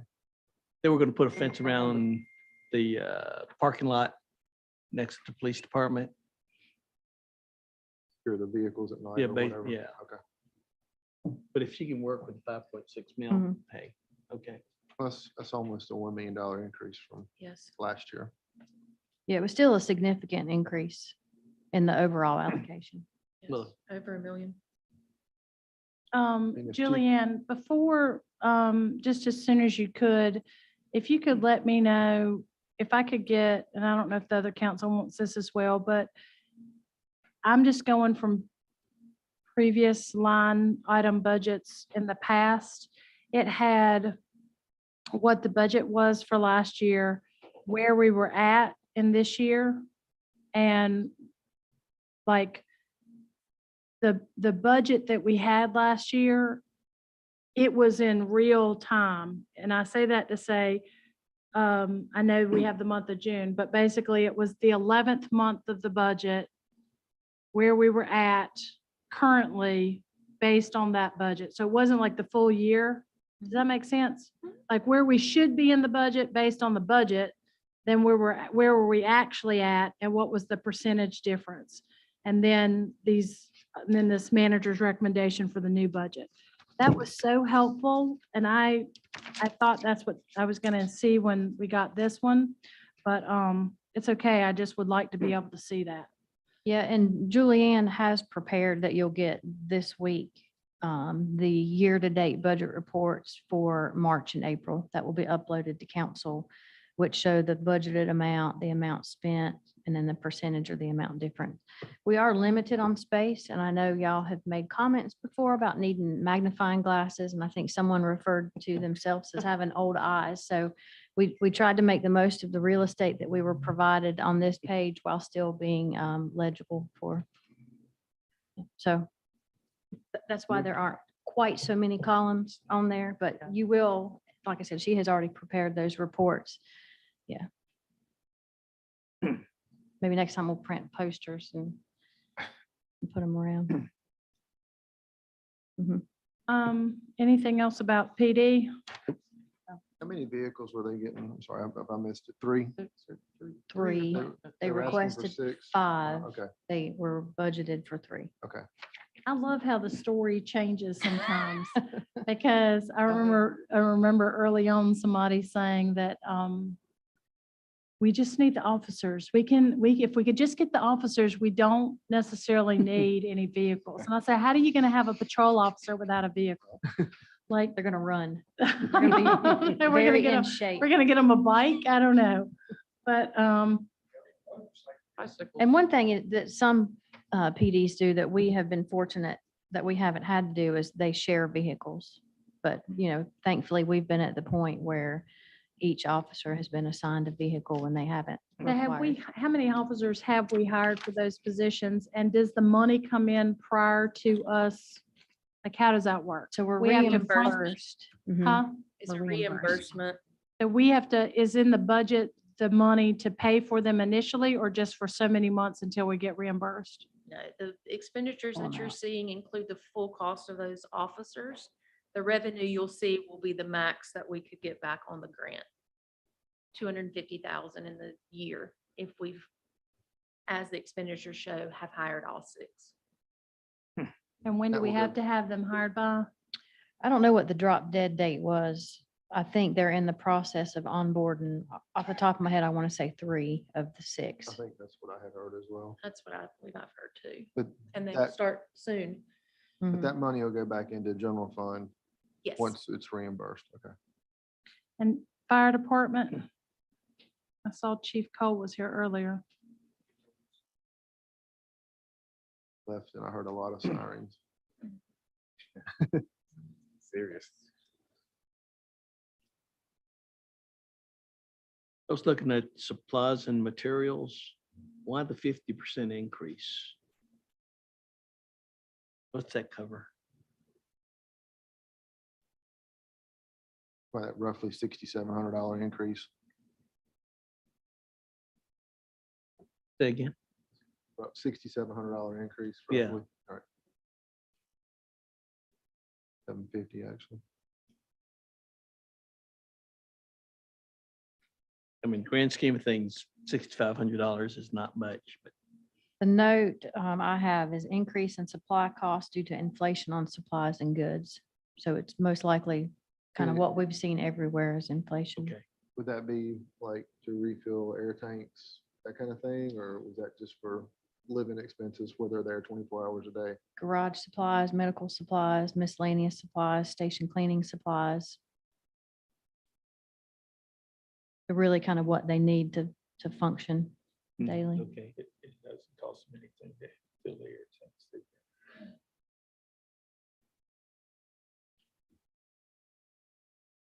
Okay, so No. tell us about these 2 captain positions and why they're, okay. Were you aware we used to have 2 captain positions Yes, I have heard that. Mhm. and then they were eliminated? Sort of. Do we have them now? They were eliminated. We have one now, full-time captain now. But there was As- 2 others, positions that were eliminated. As I understand it, and I wasn't here when any of this happened, they had 2 full-time captains who would kind of rotate among the 3 shifts. So there wasn't a dedicated captain to each of the 3 shifts. You had the 2 and how they divvied up the time, I couldn't even begin to tell you. So, I know Mike Melvin was the captain, but he retired for health. I reasons. know, but they didn't refill the position. Right. They reorganized is what happened. They took, when they were down to just Allen and then he retired, they restructured and then brought in Jason Moore and wanted to do a different structure than it was prior when you had Mike and Allen in the prior group. I understand that. I just think that, I'm sitting in a place where Jerry was a very instrumental for 30-some years in that fire department, and he has always been a very strong advocate for succession planning. And people work there in the fire department for a very long time. And when people retire or leave, and there's that position that's there, there's an expectation from the people that have worked there that they're going to have an opportunity to have that position. And then when that was taken away from them, not once, but twice with both those positions, I think that there was a little bit of frustration, whatever you want to call it, that they had worked a very long time to have an opportunity, and now the opportunity was taken away. And then not only did they not get the opportunity, then someone from outside the organization comes in as a new person. Nothing against new people, of course, that's fine, but I can get why that's a problem. And what I know was circulated for a long time was that the positions, those particular positions in the restructuring weren't needed. And now we're going to come back and say, well, clearly they were needed. And so I just want to say, as a council member, I don't care who it is, but I hope that I share the same sentiments of Jerry, the prior mayor, that I would hope that we would look internally when we're looking to hire for these positions, I feel like, people want to feel like they're working towards a goal, right? And they want to feel that, they are being given a fair shot and a fair opportunity. Yeah, and if council approves these positions, internal candidates would certainly have the opportunity to apply. I would say that I thought that happened when the initial captain position was filled, but I wasn't here, so I can't speak for that. So I don't know who applied, who was interested. I mean, we certainly can't tell people internally they can't apply. I mean, that would violate all manner of law. So if any restructuring is approved, they would absolutely have the opportunity to apply. But Yeah. And these The are for time- positions not to be added until January because we don't know what the grant that we have currently pending is going to do.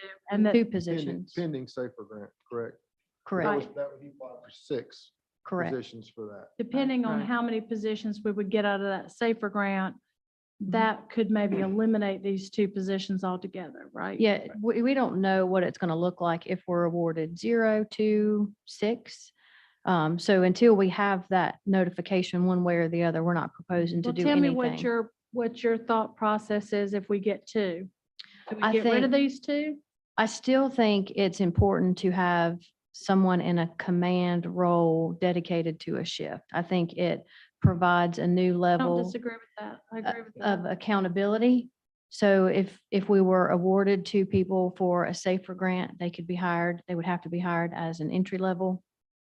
And maybe they could serve in a swing role, where they weren't dedicated to A, B, or C shift. They fill in times of absences. We're kind of at the summer season when a lot of people are gone. I don't do the schedule in the fire department. They work this thing, a 3-4 schedule, and I have the most difficult time understanding who's working on what day. It's unlike anything I've seen before. But I think having a dedicated supervisor per shift is extremely important. I Is agree. there anything that precludes the fire chief not being in charge of a shift? Where he would have a lieutenant, let's say, he would, if he were the shift leader, then come evening, the lieutenant would basically,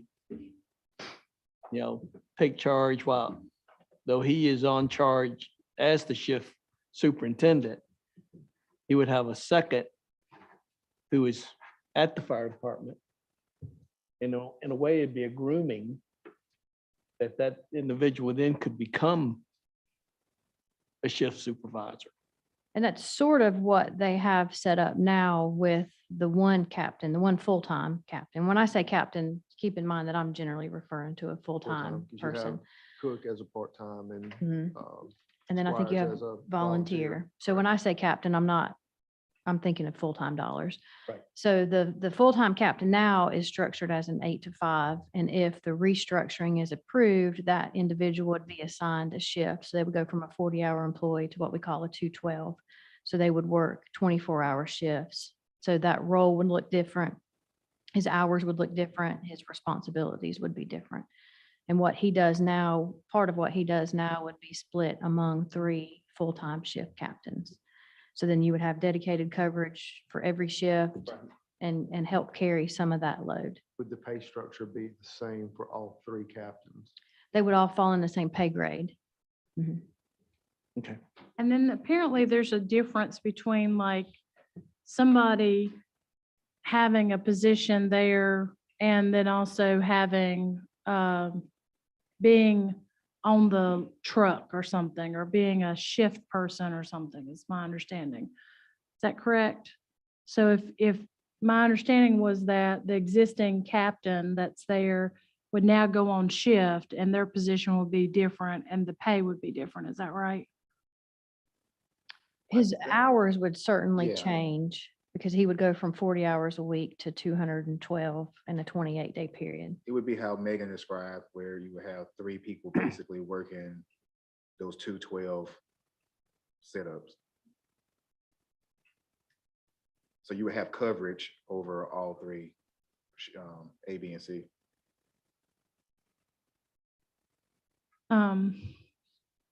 For whatever reason, I thought that there was another captain. Um, Full-time? hmm, I've only known of one.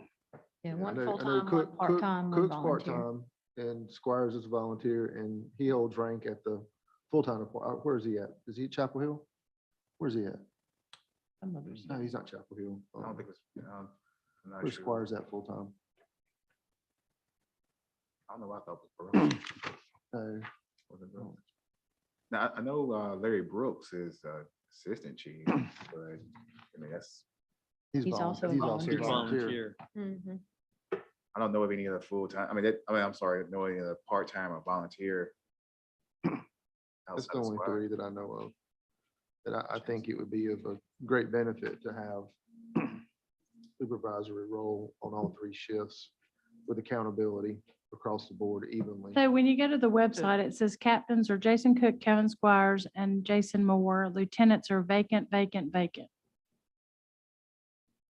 Yeah, so my guess is the lieutenants are set up on the volunteer side because we don't have in our pay plan a lieutenant for a paid position. We don't have enough No. staff to have a captain and a lieutenant because that would be, everybody would be Yeah. in a management role. Right, that's right. We generally only have 2 full-time employees per shift and they're supplemented by part-time. But I really feel strongly that there's all these people that are already trained, already on benefits from some other city, that already have all of everything. I mean, they're like ready to go, out of the box. All the training, everything is paid by another municipality, and they're willing to come pick up shifts here if we can get them to do that through that pay. And I think that that is an excellent tool for this fire chief to use to be able to fill some of this. And also, like, I mean, if you're going to take somebody like Kevin Squires, he's a captain, but he's a full-time fireman somewhere else, right? I mean, you can't convince me that the people that are on shift, even if they're full-time here in Graham, do not respect his command. Just like the military. I mean, his title gives him the authority to be able to tell you what to do, even though he's not a FTE here. And these younger firemen will listen to him, just like when Jason's part-time and Jason comes in with his captain's position. I mean, they listen to they listen to Jason. Jason took command on the Embers fire. I mean, Right. yeah. So. Yeah, I mean, it's absolutely imperative that we have our volunteers, whether they have rank, so to speak, or not, that there's no way the department could run without our volunteers. I mean, they are extremely important just to the basic functioning of that department. So are we good with the, I guess, Two added the captains? concern that the fire chief had last time about not wanting to,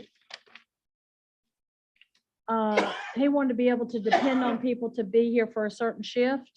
If we pay them, then we would have that dependability. Would that address his concerns? I don't think it would fully address his concerns. Part of what, I do remember what you just stated, and I also remember him saying something to the effect of, some of these other folks don't want to supervise when they're working for Graham because they perhaps get their fill of that in their full-time role Yeah. somewhere else. I mean, I think the captain's positions would be imperative, and then we could fill in the other positions I agree. with paid shift volunteers or however you wanted to work it. But I think the full-time captain's positions would be imperative to having structure. Okay. And I'm in favor of that, just going on the record, of hiring those positions if all of the people that already volunteer, part-time, full-time, that want to apply for Considered. that job are reviewed and given a fair chance. Absolutely. Yeah. Because I know I've spoken to a lot of the people in the fire department, and there's some people that volunteer here that work full-time somewhere else that would be interested in those Mhm. positions, even though they're not a full-time staff here. They already have positions somewhere else, and they would like to come back to their hometown and work for this fire department. Yeah, I suspect we would probably have a qualified pool among the members in whatever capacity they serve. Right, and I'm in favor of supporting that position Mhm. if, Yeah. if we pull from that, what we already have here. There used to be a rule that you had to be within so many miles of the city Oh, okay. to be able to serve in the fire department. Even as a volunteer? Is that just to be a Well, member? specifically as a volunteer, I mean, how can you come to a fire call at 2 AM in the morning if you live in Chapel Hill or you live in Greensboro? With volunteerism declining across the country, really, a lot of departments have opened up their boundaries to be within, if you're not within the town, you could be within, a certain mileage or a certain time distance. No, Yeah, I'm not even- saying restricted. I'm not saying that. I'm just saying there used to be a rule that said and they were trying to encourage people from Graham to, to volunteer. So, I just want to encourage that. In your mind, though, back to my original question to you, if we get the SAFER grant and we get 2 positions, would that eliminate these 2 positions in January? If we get 4, would you say do that? Or if we get 6, you would say do that? I still think having some sort of supervisors per shift would be important. I'm not saying but can you do that with the maker, with the SAFER grant? So the SAFER grant is for entry-level firemen, not for supervisors, much like the COPS grant was for, your police officer 1 versus a captain or a lieutenant or a sergeant. So they're for entry-level. I didn't Folks. understand that. I thought these 2 positions that were being proposed were in the event that we didn't get people from the I SAFER. thought that was the reason why they were Put not in funded till January. January. That's how that was We, explained to me. we proposed it for January to see what, if any, funding we would get for SAFER. So we don't want to change the structure back there if we're going to get 6 new firemen or 2 new firemen. We don't want to make any changes until we know definitively we get 0 or we get 6 or we get somewhere in between. The fact is, they are entry-level firemen. SAFER grant. And we yes. would promote within to those captain positions. Yes. And then you could really backfill, And then backfill them with it. but you can't. We're only paying for the difference between what a fireman makes now, that position now. That's not what they're saying. You're That's- adding 2 new people, 2 new positions. That is correct. not backfilling with, Right. But if Well- they were promoted, what Bobby's saying, if they're They can promoted be from promoted within, from they would be within. backfilled with the SAFER grant people. If they're Right. promoted from within. In the full-time entry-level To position. captain position. Move up captain's position, then yeah, but backfill. SAFER grants and all kinds of grants that we get only pay for 3 years. And then you've got to be able to find the funding to infinity to fund that position going forward.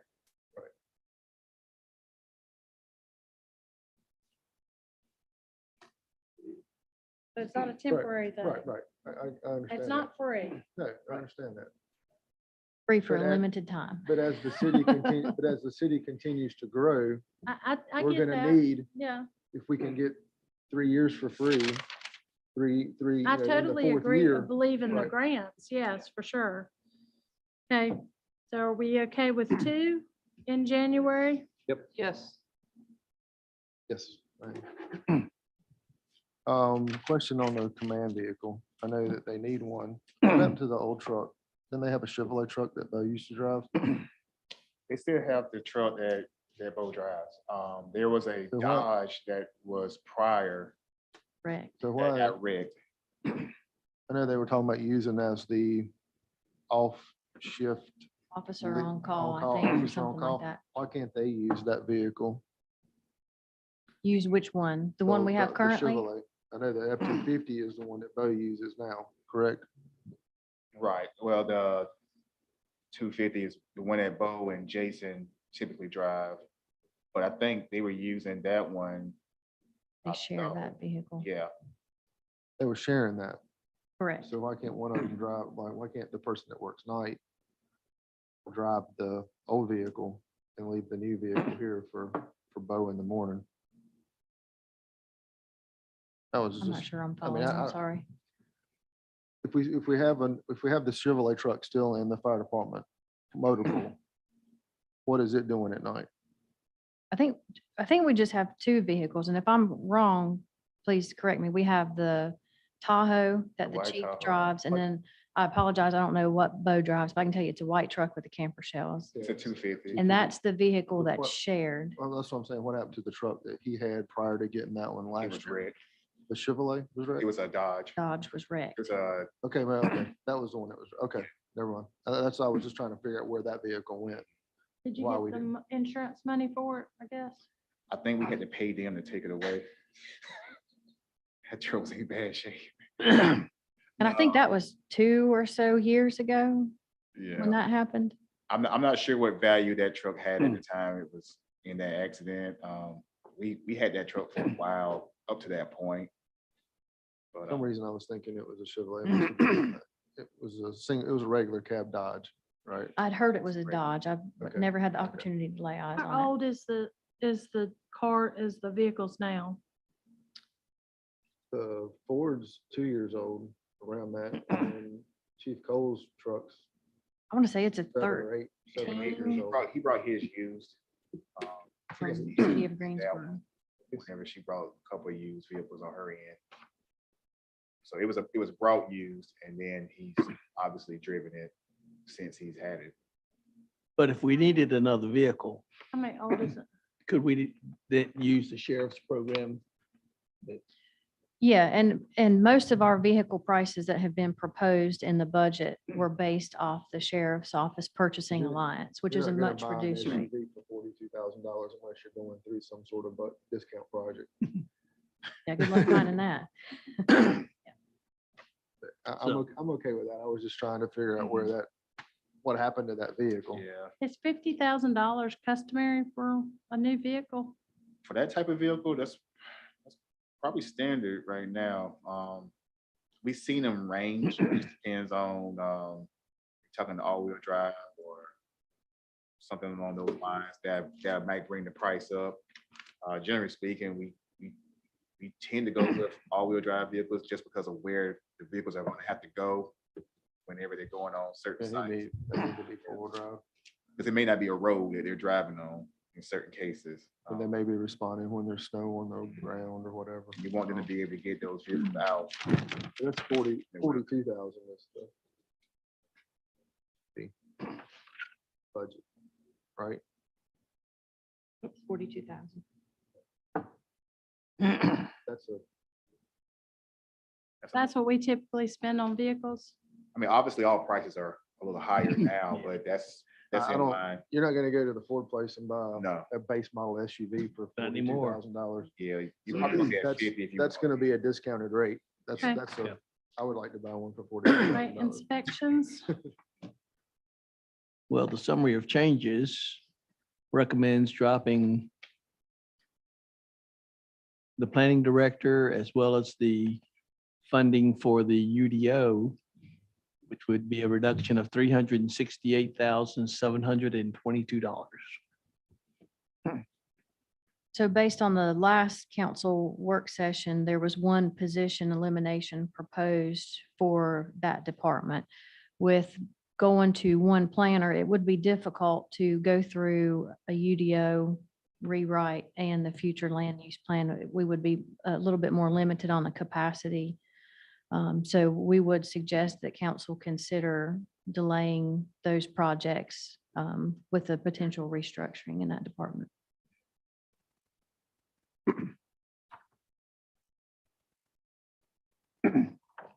So that would reduce their budget to $554,878. I got a notice saying it's a bad thunderstorm coming. I think it's already here. We had talked a little bit about the possibility of having an engineer dedicated to our either, Planning. our planning and doing like TRC reviews, doing kind of the monotonous every week kind of things, jobs, but primarily like, I do not want to see things going to the planning board and then coming to the city council without, that can't be built. I mean, these things that should have never, in my opinion, ever get to that level. So, you know, I don't know how it got to planning board without an engineer looking at it, but especially on a very large project that costs a lot of money and there's a lot of interest, certainly by the citizens. And they're all kind of up in a uproar, you know, and then you have an engineer look at it in 10 minutes, he's like, yeah, this got to go back to the drawing board. So I just think we need to be the skill level of the review of those projects before they come. We need to be confident that we're, you know, what we talked about earlier with fees and stuff. If this is something that we're going to say in order to protect the citizens in the city of Graham, to make sure that engineered plans that come into us are actually things that can be built and things that can be built in that particular spot, that have the right setbacks and have the right landscaping plan and all of these things, especially for conditional rezoning. We need to have someone with the knowledge base to be able to make sure that they're making those decisions. So before tonight, I was gonna suggest us hiring for a position for that. Talk to Megan. I've also talked to our city engineer previously, was still gonna make that recommendation tonight, talk to Aaron as well. And I think Ellie Williams has come back with the idea to basically have some dedicated hours to come in here and work on projects. And so I just want to hear from the rest of the council as to whether they want to entertain what that might look like. And it would give us an opportunity to kind of structure that in a way that if it makes sense to Megan and Aaron to hire somebody outright to fill that position, or whether it makes sense to just pay an outside firm that's also paying, you know, they're paying benefits, they're paying taxes, they're paying payroll taxes, all that sort of stuff, and just pay a fee, you know, an hourly amount. But at least they'd have office hours and be accessible here in the office, and they'd have dedicated time here. And the skill level of having access to that engineer, I think would really raise the quality of the services that we provide through the planning department a whole lot. It was proposed, Yeah, and and I think the that's a good last, idea. the last budget work session, there was mention of an engineer and we evaluated really probably an optimistic number around 100,000 with salary and benefits.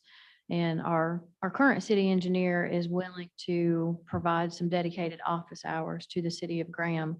And I think we would benefit from that in a number of ways. And we would also be able to figure out what we want that to look like before we're committed potentially to a full-time person who may or may not have enough, you know, to justify the cost for that. So this is something that we can try and see how it works, and maybe it'll be great, and, you know, we'll evaluate it.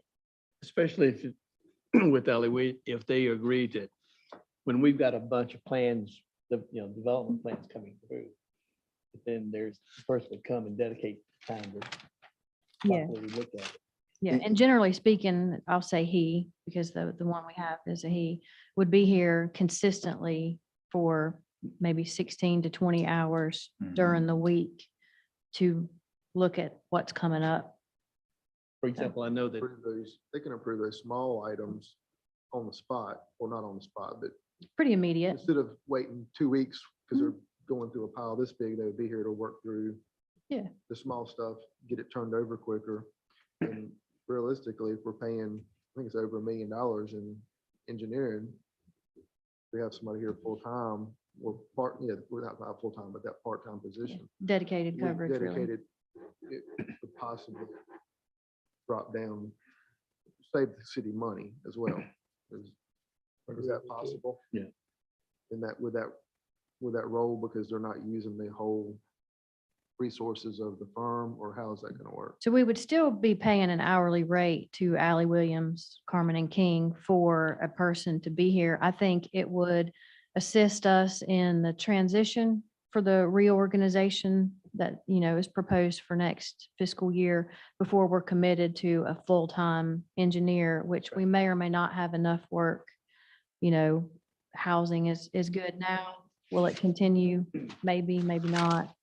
But this will at least give us time to see what it would look like Yeah. while we still have dedicated coverage. But we would still be paying an hourly rate to Ally Williams, and we could come back with a proposed agreement. And just to add, it would be akin to what Mevin's structure is with Friends. You would basically have a set number of hours that the engineer from this firm that you also are still contracted to, but they are going to be there for these particular hours.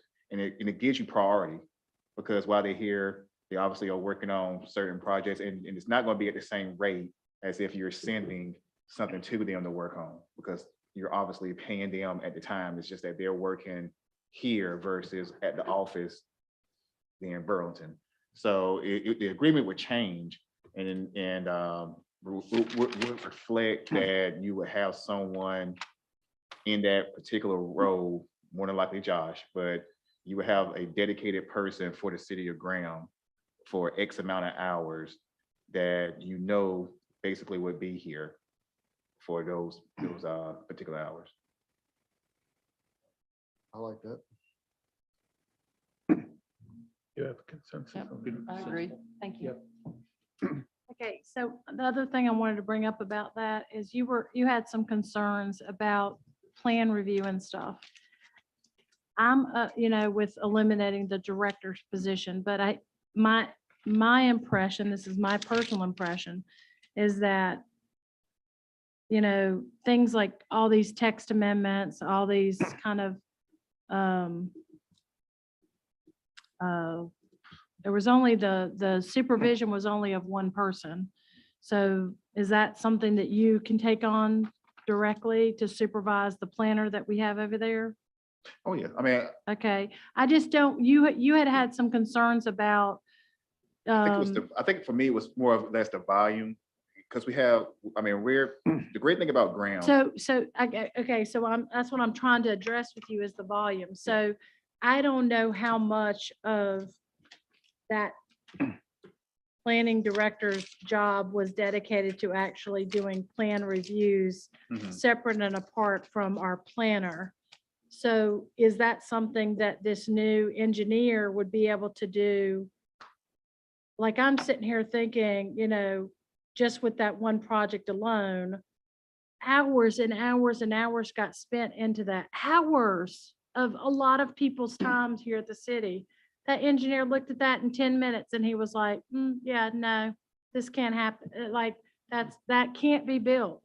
I feel like if we could work more efficiently, like we could, and it's not that any particular, that planner isn't very well skilled in his degree or anything. I think he is. I would say he's very knowledgeable, but I just think that planners, it's almost like the planning part was not what we needed. It's the, can you build it, engineer review that we needed. And will that not, like, if we set it up like the way we're proposing, well, I want to make sure that that's not going to cause a backlog.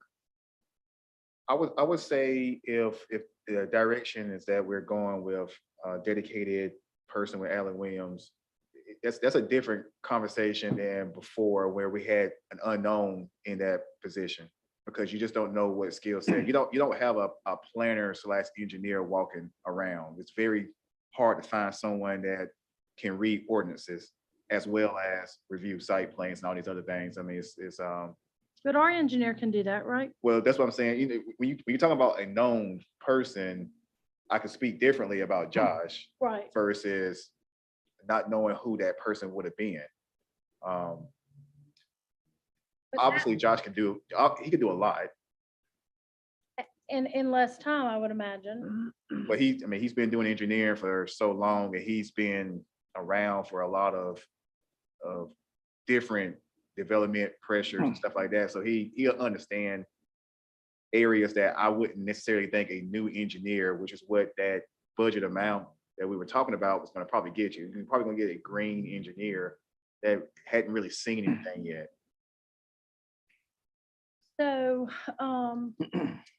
have you guys figured out like how you're gonna divvy up these duties? So absent of, if you think the engineer with the $100,000 budget can do,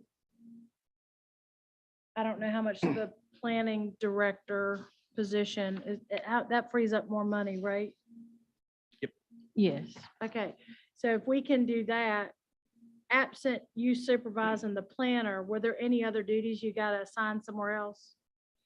Well, you're gonna have your staff liaisons that we're gonna have to make sure we can cover, because if you're talking about eliminating the position that Mary had, now you have a HRC liaison, a planning board liaison, a business commission liaison. I feel like I'm missing one.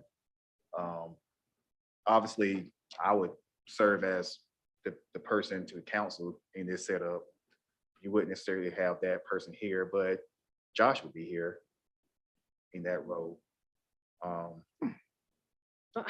think he's necessary.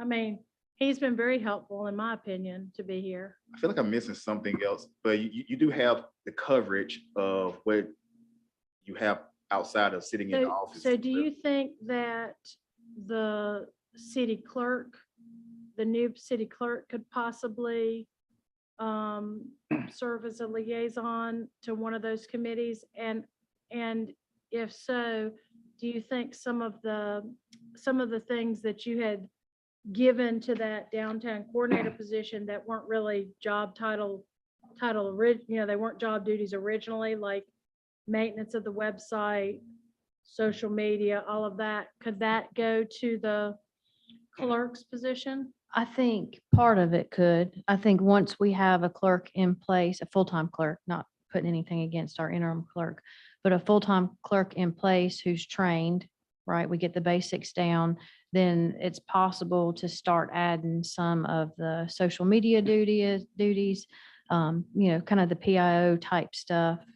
Website would be part of that, but that would come with time. But when you're advertising, that's why I was asking you, do you think that would be something that you'd be advertising that skill set to make sure you get somebody that has that knowledge? That's what I'm just trying, it's like when the last clerk left, it seems like her whole position changed to meet the person rather than hiring somebody to fill the position. Because I'm just saying, that's an outsider looking in, but then it didn't seem like there was enough work or duties to fill a 40-hour-a-week position. Because payroll is a lot of time. I don't know what Julianne did over here in her department, but her department took on payroll, and I'm like, that I know Sue was already probably busy enough. So what is not getting done over there that's getting pushed somewhere else? Because she's obviously, you can't take on a duty like doing payroll for 140 employees and not have something give. Like, Yeah. I just want to make sure that we're like, I get nervous about eliminating positions, but also understand the need. Like, the intent of the reason why those positions were formed did not come to fruition. And we tried them under a previous city administration and it didn't work. So we're trying something else that we think will work. So I'm just wanting to make sure that when we hire a person with a skill set that can actually do these different things. Yeah, so the position actually closed May 31st. Okay, So that wasn't necessarily advertised in there because it was long before, Right. any of this was proposed. But if you get someone who's got strong writing skills, then that will benefit him or her in, news releases that the city could benefit from. We also have the opportunity to partner with Tefano Media, who is the consultant the police department uses to help draft some of their releases. So we can put him on retainer for the city to help us go through some of this stuff, to help us out. But I do think ideally in the clerk position, that person, the successful candidate, could eventually take on some of the social media, some of the are PIO you type looking at duties. them possibly taking back payroll or just leaving payroll and finance or? So with the previous transition, it was my understanding, and Julianne can please correct me if I'm mistaken, that the city clerk was going to serve as a backup to finance as payroll. And for reasons that, we won't go into, that didn't quite come to fruition, but I don't foresee that changing. I think it's Okay. important to have backup for payroll. And if that individual has the capacity and it helps finance, then I think that's perfectly acceptable. The intent was when the prior clerk was hired, was to back up payroll and also take over insurance, property and liability.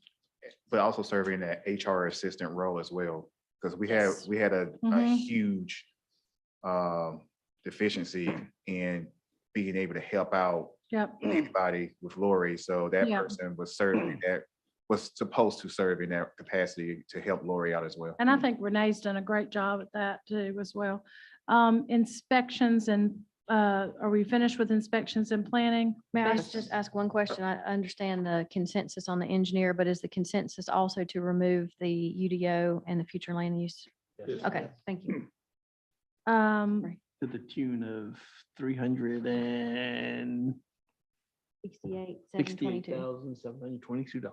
Yes. I think that I would like for us to look at doing something, a UDO, later next year, but not have all these changes at the same time. I think like just getting it all to make sure that it all makes sense and it doesn't contradict itself, I think is goal number one. And then one by one, by going through it, make a list of things that you can take one by one, once every month, and address those kind of changes. But trying to make 200 changes at the same time, I mean, that's just I don't think that's gonna happen irresponsible. in the future. Yeah, and any I think changes, somebody was clearing the deck. it will take time for people to settle into the different roles for those issues really to kind of even become apparent. So Okay.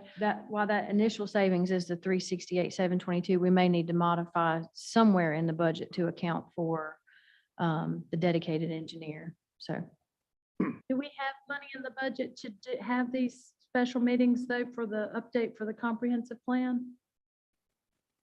for, I think this summer they were wanting to do an update for the comprehensive plan, like just an annual update and have a meeting. I thought we talked about that. We always just had a basic call of a meeting, and then anything that was discussed, here's how we did it that time before. Yes, Am I sir. correct, Ricky? I'm sorry, Yes, sir. Councilman Hall, I'm sorry. Okay. So no money needed to be assigned for that, just a regular meeting. Right, unless you were looking to have someone. I just know that refresh Old it. Fields is very interested in seeing something done, and I mean, I think Mr. Chin as well sees something done for, and everybody said, okay, well, let's look at doing that for the, I think if there were funds allocated for, your a consultant to evaluate, because when you make a change to an area, other areas are tied in, because your industrial area is an industrial area for a reason, because these other areas are not. So to change it, you're going to affect these other areas as well, and that's where you don't want to screw up everyone else by making a change here to make it better. Now you may have made these other areas not really fit anymore.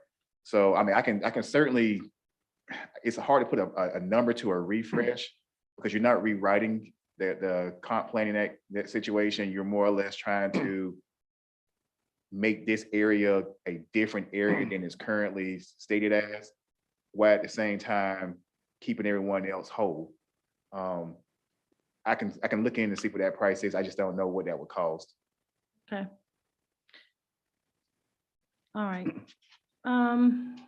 The traffic lights, anything for traffic lights? Okay, we good on all of that. And city garage and warehouse? Now, last meeting, did you say, where was the position you said Bert could benefit from? Sanitation. Okay. Streets and highways?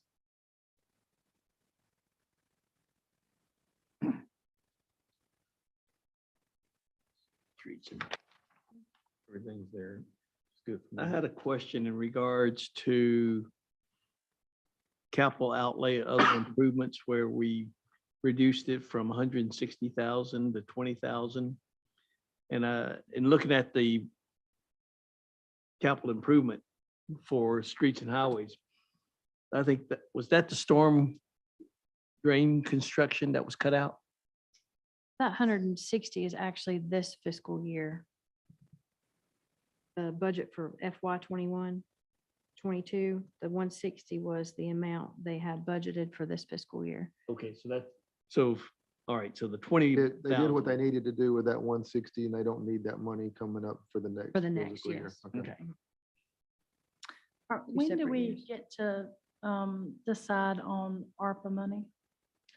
The idea was that once we were able to get this budget approved and see where we are in things that maybe weren't funded, you were going to receive, if you haven't already, the listing of proposals from all the different departments. We were going to have that conversation after we had this approved and out the way.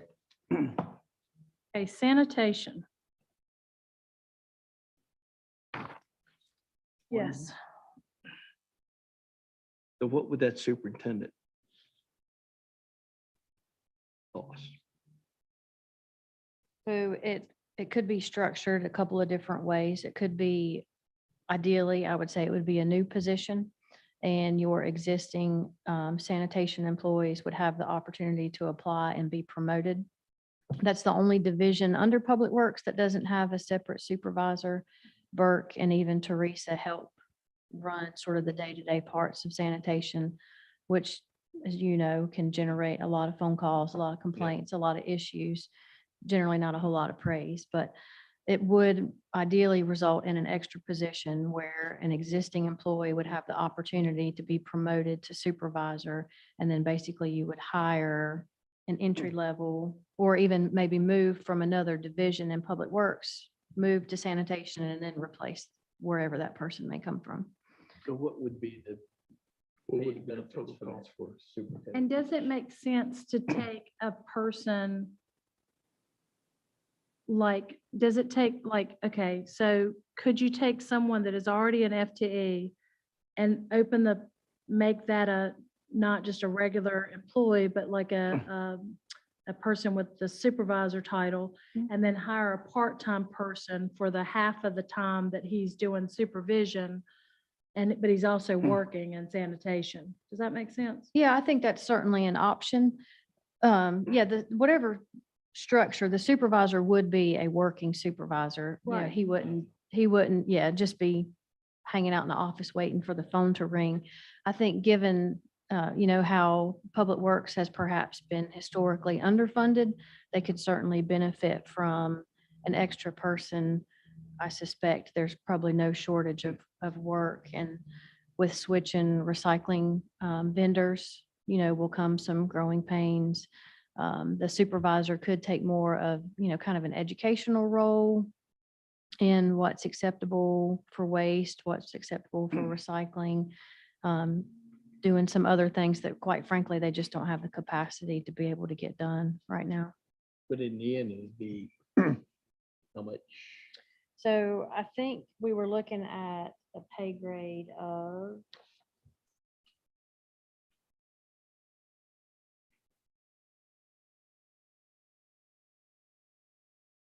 probably a pay grade of 19, which in the proposed pay plan is 47, all the way up to 70, which clearly So is, if we went high, then it's an additional 70,000 we added in the budget. yes. for I a- think we could hire somebody for less than 70 though, don't you That's think? with as a benefits. supervisor? Yeah, we certainly wouldn't hire a supervisor making 70,000. At least I certainly don't foresee that being, I'm not sure what their structure is for their highest paid sanitation employees, but obviously the supervisor would need to be somewhat above the highest paid. And But that 70,000 could cover everything, yes. salary, benefits Benefits. and training, Mhm. you know. Yeah, and we would want that person, especially if he's a new supervisor, to go to some sort of supervisory training to help build his skill set. But do you need a consensus on that? So what are you asking for to fill that position? How much? Off the top of my head, I would use Councilmember Chen's number of 70, but I can plug it in, look at our existing employees and report that back to you. If that's okay. Yeah, I would agree. I agree. I would like for us to look at, I don't know if it's gonna be a truck or whatever. I don't know if it's realistic when you get a new, I know you can't get trucks right now, but I don't like being dependent on other people. Our budget for contracted services has gone from 85,000 to 400,000 in 1 year because of this recycling stuff. And that makes me very nervous in an uncertain economy. And it's very volatile. And obviously it put a lot of pressure on us to have to make significant changes on user fees. And if we can, obviously, if we had the availability of the truck, we could provide those recycling services much cheaper. And so I'm very in favor of hiring this other person, very in favor of that.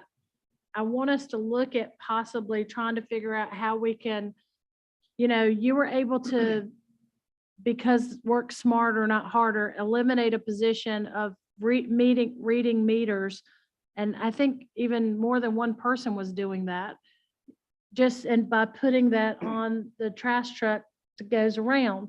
And so, if we could get something years ago, and I don't know if this I can't imagine that it'd be volume, but maybe I'm wrong. I'm not in the sanitation business, but it used to be you picked up your trash and then they had these things on the side that put your recyclables in.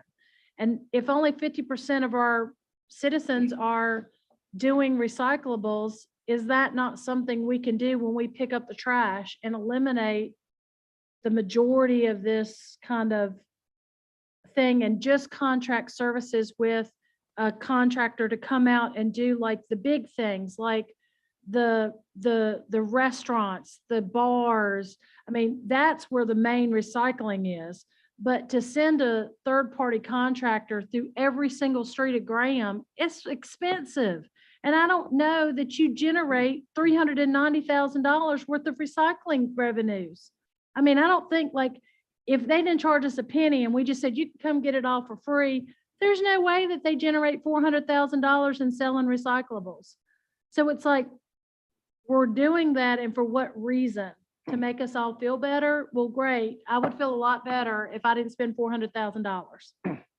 And I believe in recycling, but does it make sense to travel 45 minutes to pick up 2 Tide things and a bottle on a single street?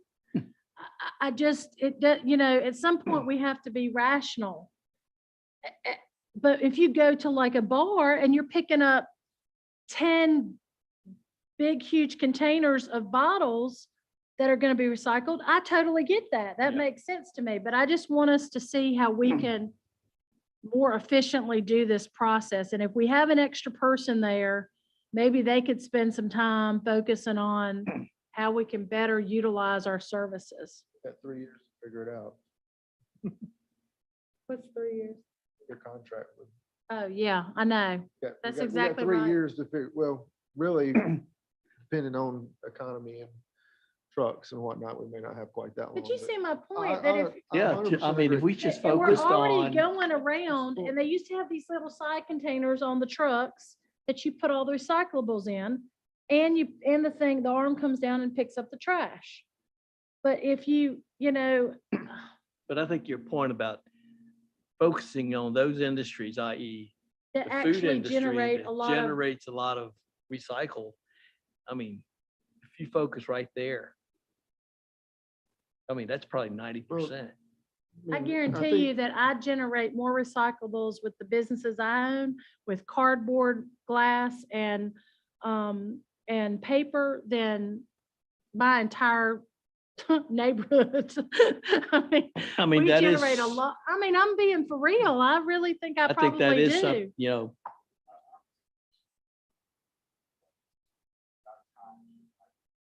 I think what Bert say is less than 60.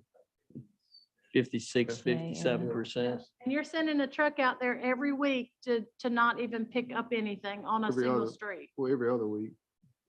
Even then, Yeah. I'll put out one recycle container a month. I don't know. I feel mine almost up Yes. every other week. Every other week.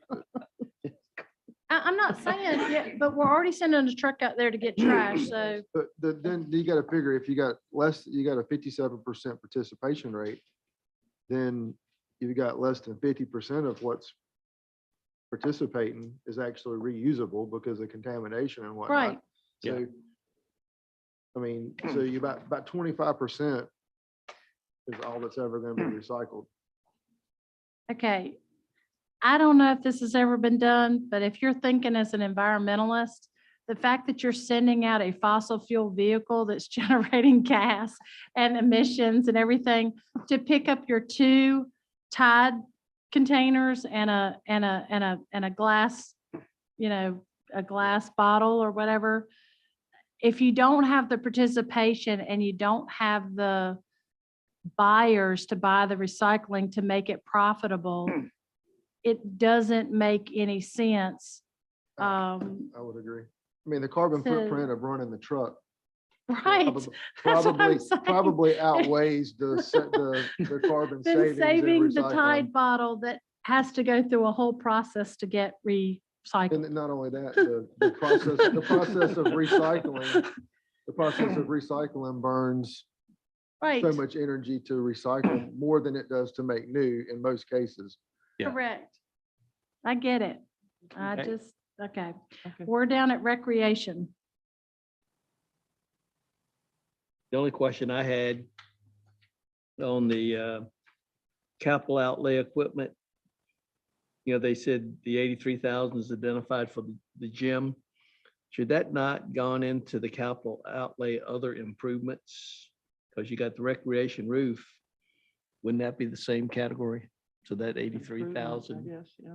I mean, I'm not saying remove the 83,000, but to move it up to where it belongs. Because you're not buying equipment, you're making improvements to the facility. I don't know if you would consider a gym floor equipment or not. I know. Improvements. It's an improvement, It's an improvement. yeah. I don't know how they class some of that stuff. It's like if you rip the carpet out of your house and put down hardwood, it's an improvement. You already had a floor. Right, but you could play basketball, Yeah. but you could play basketball on concrete. Well, they don't have But concrete you know what I'm there. saying, but you know what I'm saying? I don't know if I an don't- I- actual court is considered equipment or, I mean, I would there's consider the basketball classification. goals equipment, but I don't think I would consider the floor, floor yeah. equipment. That's part of the Okay. building I'm just to me. saying, That's- That's no I problem. mean, I mean, I just wanted to make sure that was clear if there was a discrepancy. I'm fine with it in either place. we're not reducing the thing we money, do. we're just moving where it's proper accounting. Sure, no problem.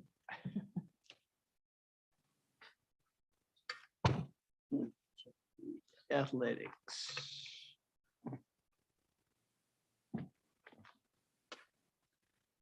The Graham Mebane Lake renovations,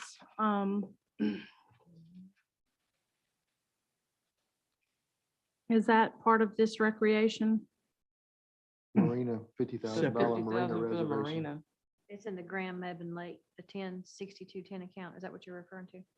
Yes. Is Other Mebane improvements. also contributing to that? Are they gonna pay for part of that upgrade? So it's gonna be actually 100,000 and we're just paying 50 and they're paying 50?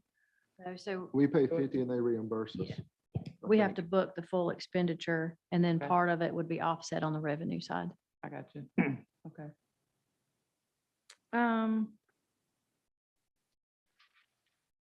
It just seems like the dock ramps are so much more important than renovating the building. Have y'all been down there to the building? I have not.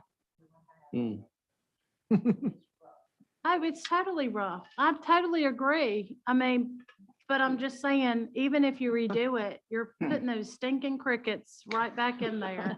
That is the most rancid thing I can tell you. They do stink. I'm keeping it real. Childhood memories. Oh my We're gonna God, start it's getting so stinkless nasty. crickets. Can't smell much anymore, but I still remember that smell. Yeah, I can't smell anymore, so. So what do good. you guys, I mean, the boat dock ramps, how long, I mean, I feel like that's such a, I think that's gonna be a lot more than $50,000 though, What, the building? to do fix Boat the dock. boat ramp. what boat are the ramps. dock ramps Or the cost? dock ramp? Probably. Yeah, but they For one- damage boats, they damage vehicles. You know how many But for- vehicles go down in that water? And I mean, it is a drop. It's like, For one, and you then gotta it's get the, concrete right for one, you there. gotta get the lake down to a certain point to be able to repair those.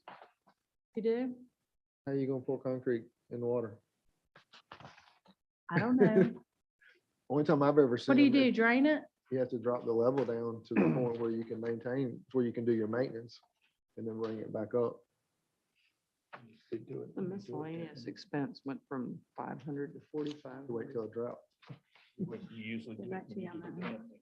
Not off the top of my head. I'm trying to download it. Sorry. Yeah. 200,000. And they are forecasting that for. They're pushing it out to next year. That's what they programmed for.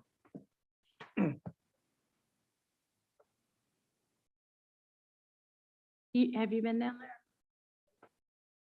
How, I mean, is it usable for another year?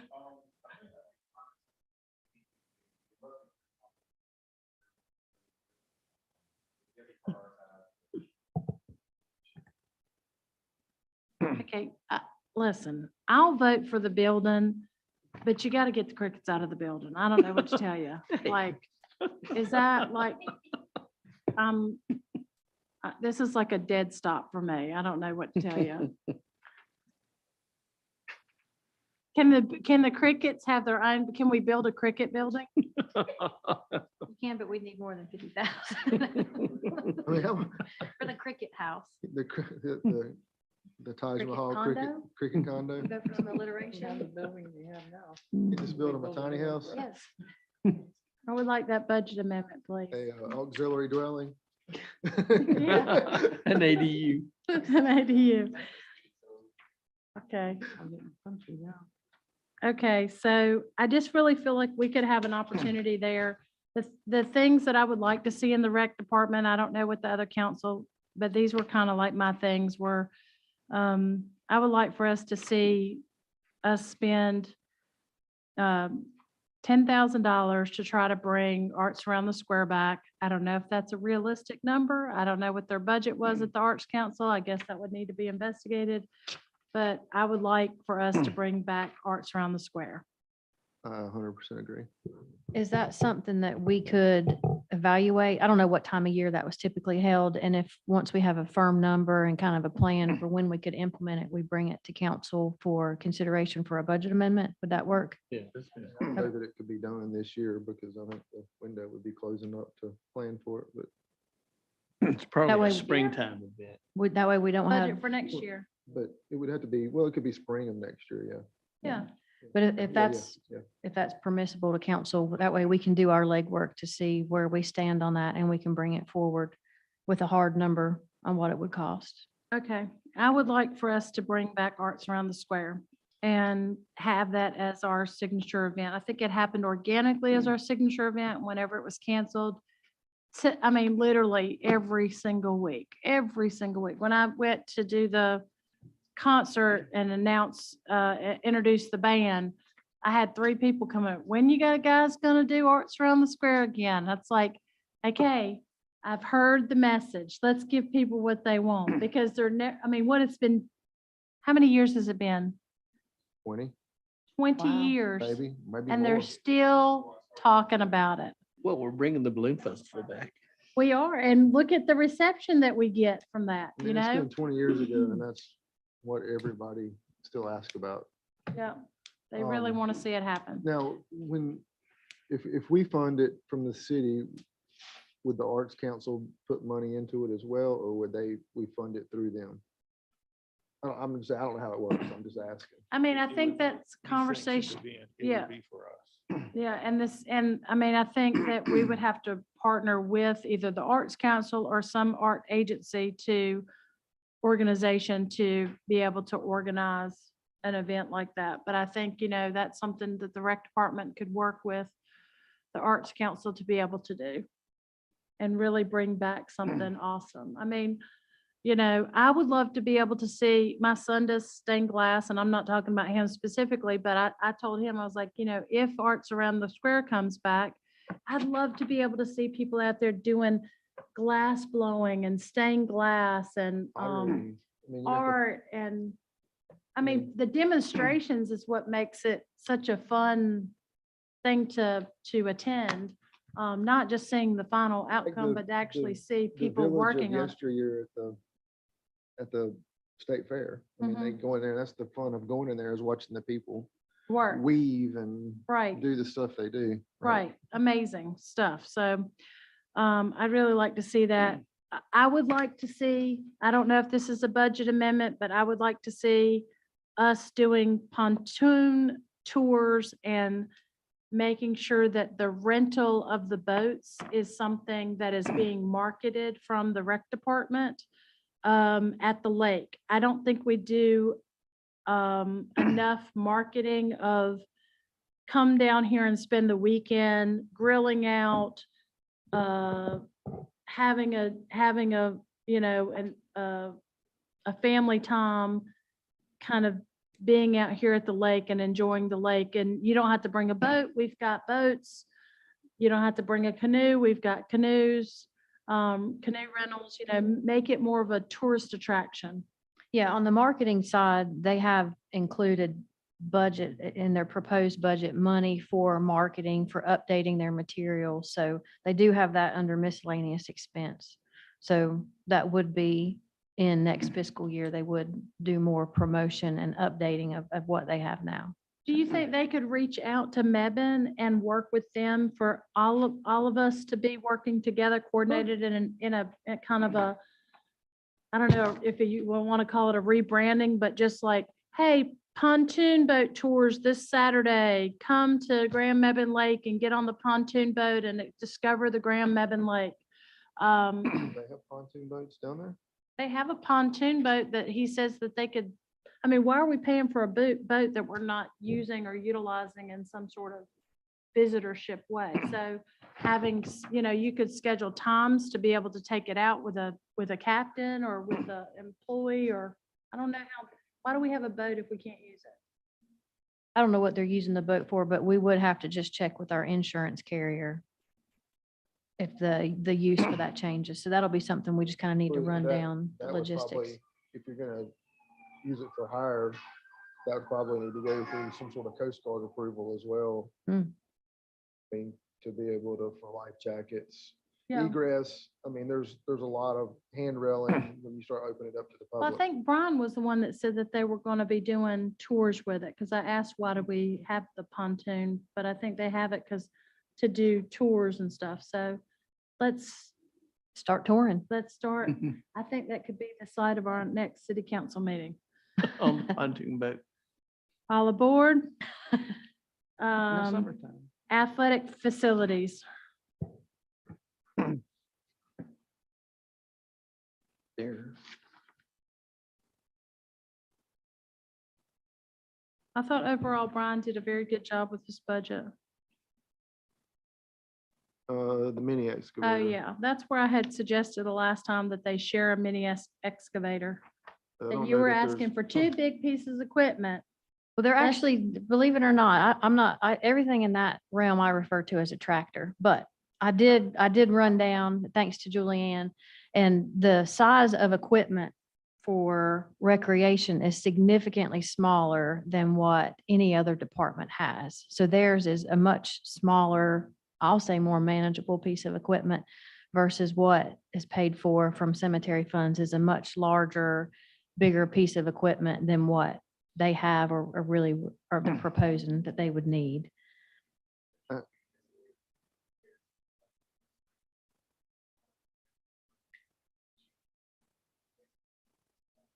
I would Yeah, think. but aren't you asking for two excavators?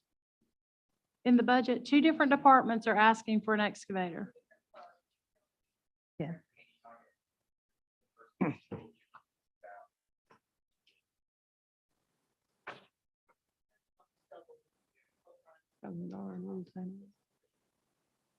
Any tractor.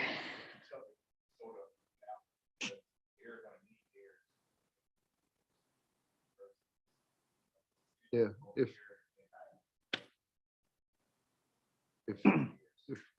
Parks and, if They're hard if to get. Recreation's using it and they have, and the Public Works needs it, whatever they're working on, they're just gonna have to come pull it. And then their project's gonna sit until they're done with it.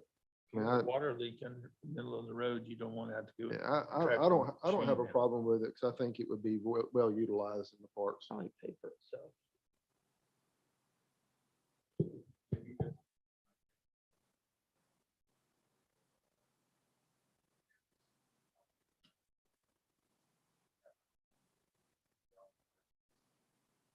Do they still use, I know they had gotten like a tree thing that like grinds up stumps and stuff like that. Do they use an outside vendor to do that, or are they doing that stuff themselves? Oh, maybe they were renting it. What?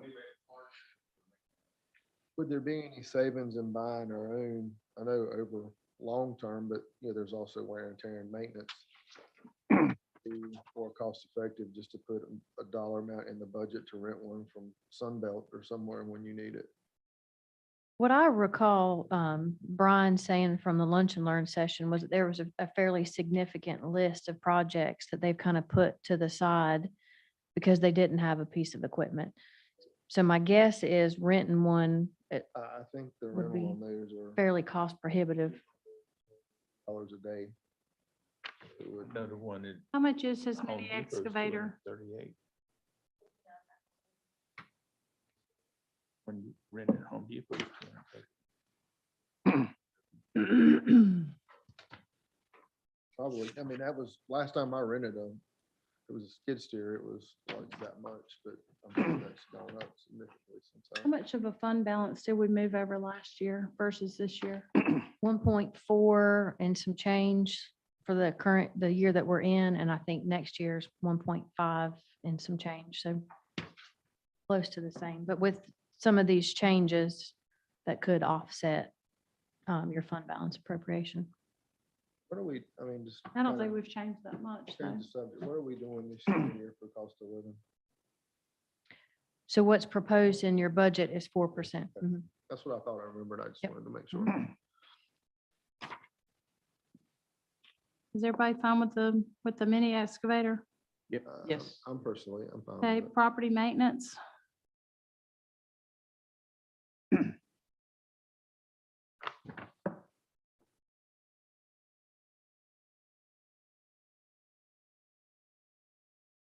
No issues. I have no issues with it. Would the zero turn just be for mowing like the cemetery, or just overall, use it all over the city? Wear them out, right? Cemeteries are totally different, okay. I just think every time I go by the cemetery over here off of Cooper, they're out there mowing. I mean, that, I know that. Okay, I know that thing's gotta be wore out every 2 years or something.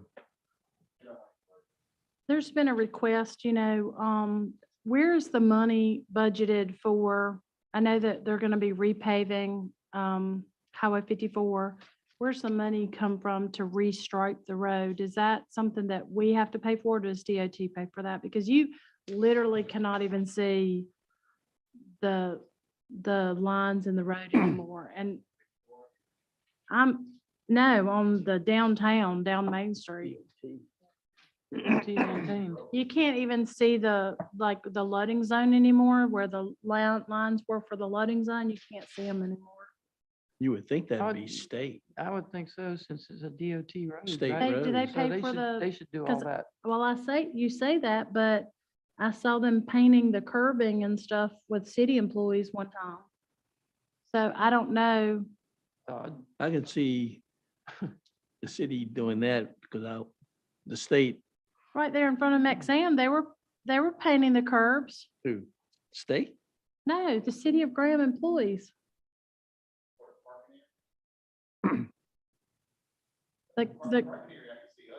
No, the curbs. The Yeah. curbs that are out on the road. I don't know, but we can check with Public Works and find out if maybe we were out there for I a just certain do, reason. is there a place in here to make sure that are all those things gonna be repainted, obviously?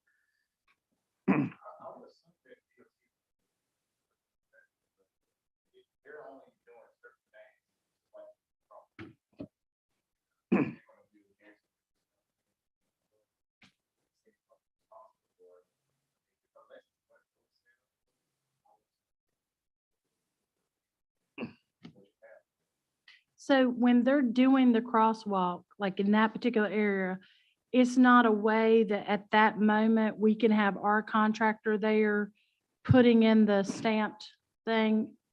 It's not, we can't coordinate that at the same time. We have to come back and basically pull up that brand new asphalt and put in the stamped crosswalk. Stamped into the asphalt. It's a wire grid, Right, and I they go know. over it with a tamper and just push it into the asphalt. But I thought what you were saying is that we have to come back and do that. Why can't we coordinate that at the same time that they're paving?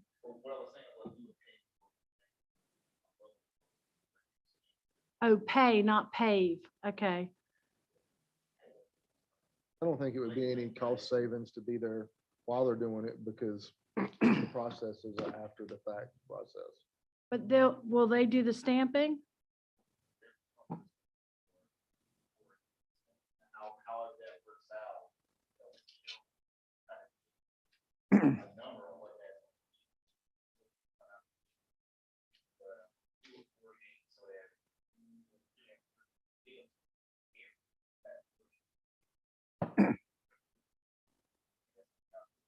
Do you think it's appropriate to put in the budget now or with the ARPA money about, one of the suggestions that I had was, to pressure wash the sidewalks in that, like in the downtown district and obviously it's too expensive and we can't afford to re-brick them or put in bricks and stuff, but to stain them a stain color, because it really makes like you have a concrete stain, even if you have cracks and everything, they're just not as apparent after you stain it, and it makes it look all uniform again. So if we're gonna have all new roads with all new freshly painted crosswalks and everything, I think that would be a good time at the same time to also do the sidewalk areas and pressure wash those and restain that concrete.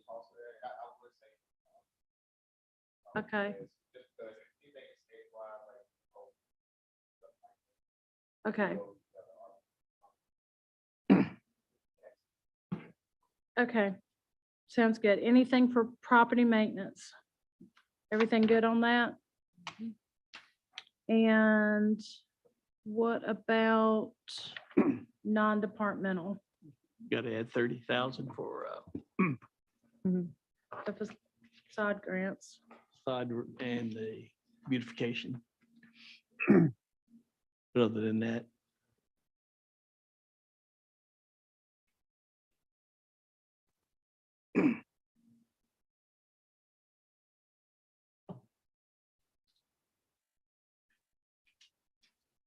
so we have a budget of $16,327,003.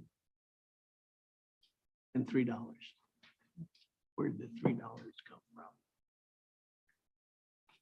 from? Have we gotten, feedback from the employees on the insurance improvements?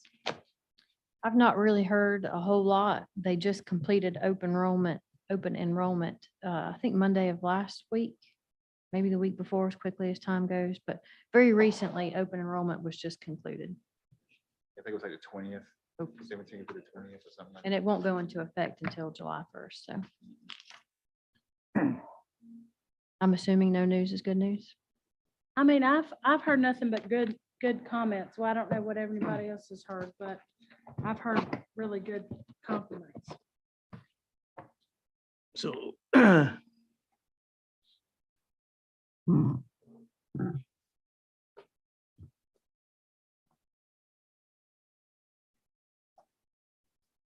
What'd you get for the budget?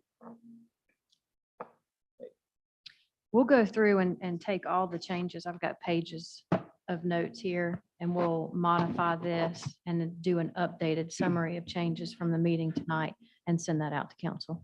I was working off a master spreadsheet here, so. And I cannot do that kind of math in my head. So, I know, I love numbers, but I'm not that good. But we'll get that updated and sent out. So this will be what we will propose at the June 14th city council. And when we do that, we'll just propose a total budget. So you'll have a budget ordinance. So as you'll recall, you approved the budget ordinance for the utilities at the end of April.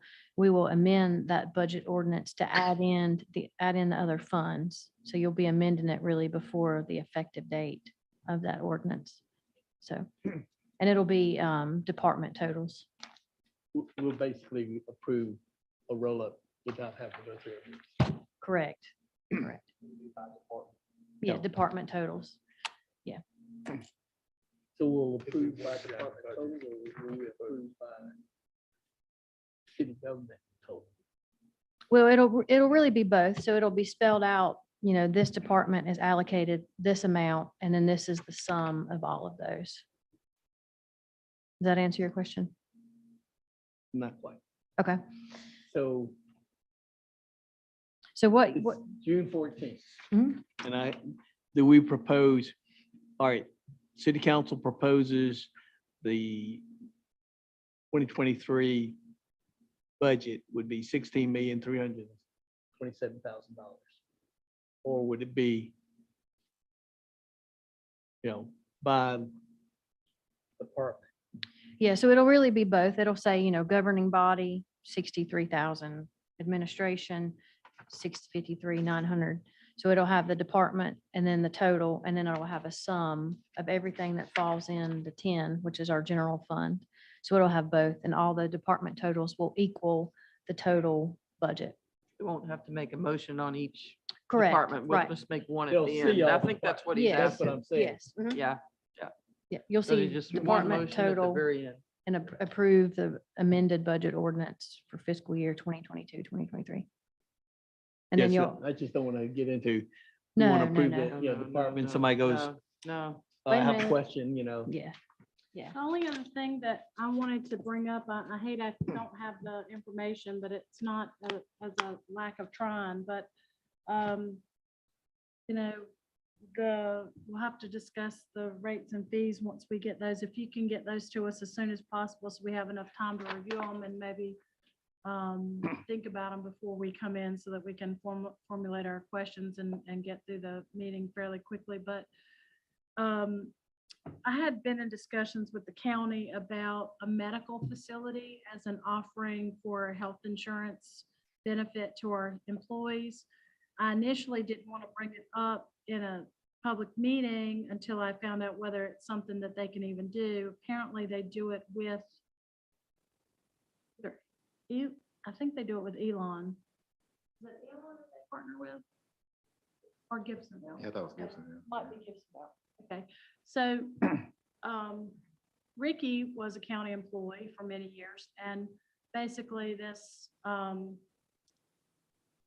benefit is like they have a medical center, they use a third-party vendor, and you can go to the doctor, your children, all your dependents can go to the doctor. I think they take age 5 through geriatrics, so any retirees can go to the doctor, this medical facility. They also provide prescriptions, but they do all the wellness. They do, like, if you're sick, if you have COVID, like all of these things. And I know that everybody's like dealing with, you can't even get a doctor's visit if you have COVID. Like, they won't even let you in.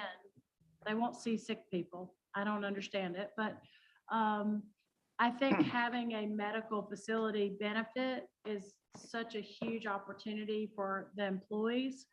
And so when I talked to her, she acted like, when I talked to the county manager, that the cost is not, I said, number one, can we do it? Is it legal? She said, well, I know we can do it because we do it for Gibsonville. So that was the big hurdle. And then the second thing is I said, how much is it? Can we afford to do it? And she says, at least Cursier, just said that it was not expensive. It was a great benefit. It was definitely worth doing. That the job satisfaction of having this benefit is definitely a game changer. And it's it's something that the employees love and that they very much use and utilize. And so I don't know what the price is. I was trying to get the price by last meeting. They still didn't have it. Trying to get a price this meeting. I said, even if it's a ballpark, and she still hasn't gotten back with me, but I'm hoping to be able to have it in the next couple of weeks, and I'll email you and let you know what that price is. But I don't know if we can fit it in the budget, but I would like for us to think about the possibility of putting that in the budget. Because I think that would really make a huge difference for employees here at the city of Graham. Yeah, and once those numbers are available, we can come back to the council with a proposal. And if it's approved, we can have a budget amendment to account for any subsequent costs to the city. So Any other questions? I have a motion to adjourn. I make the motion, Chair. All in favor? I only see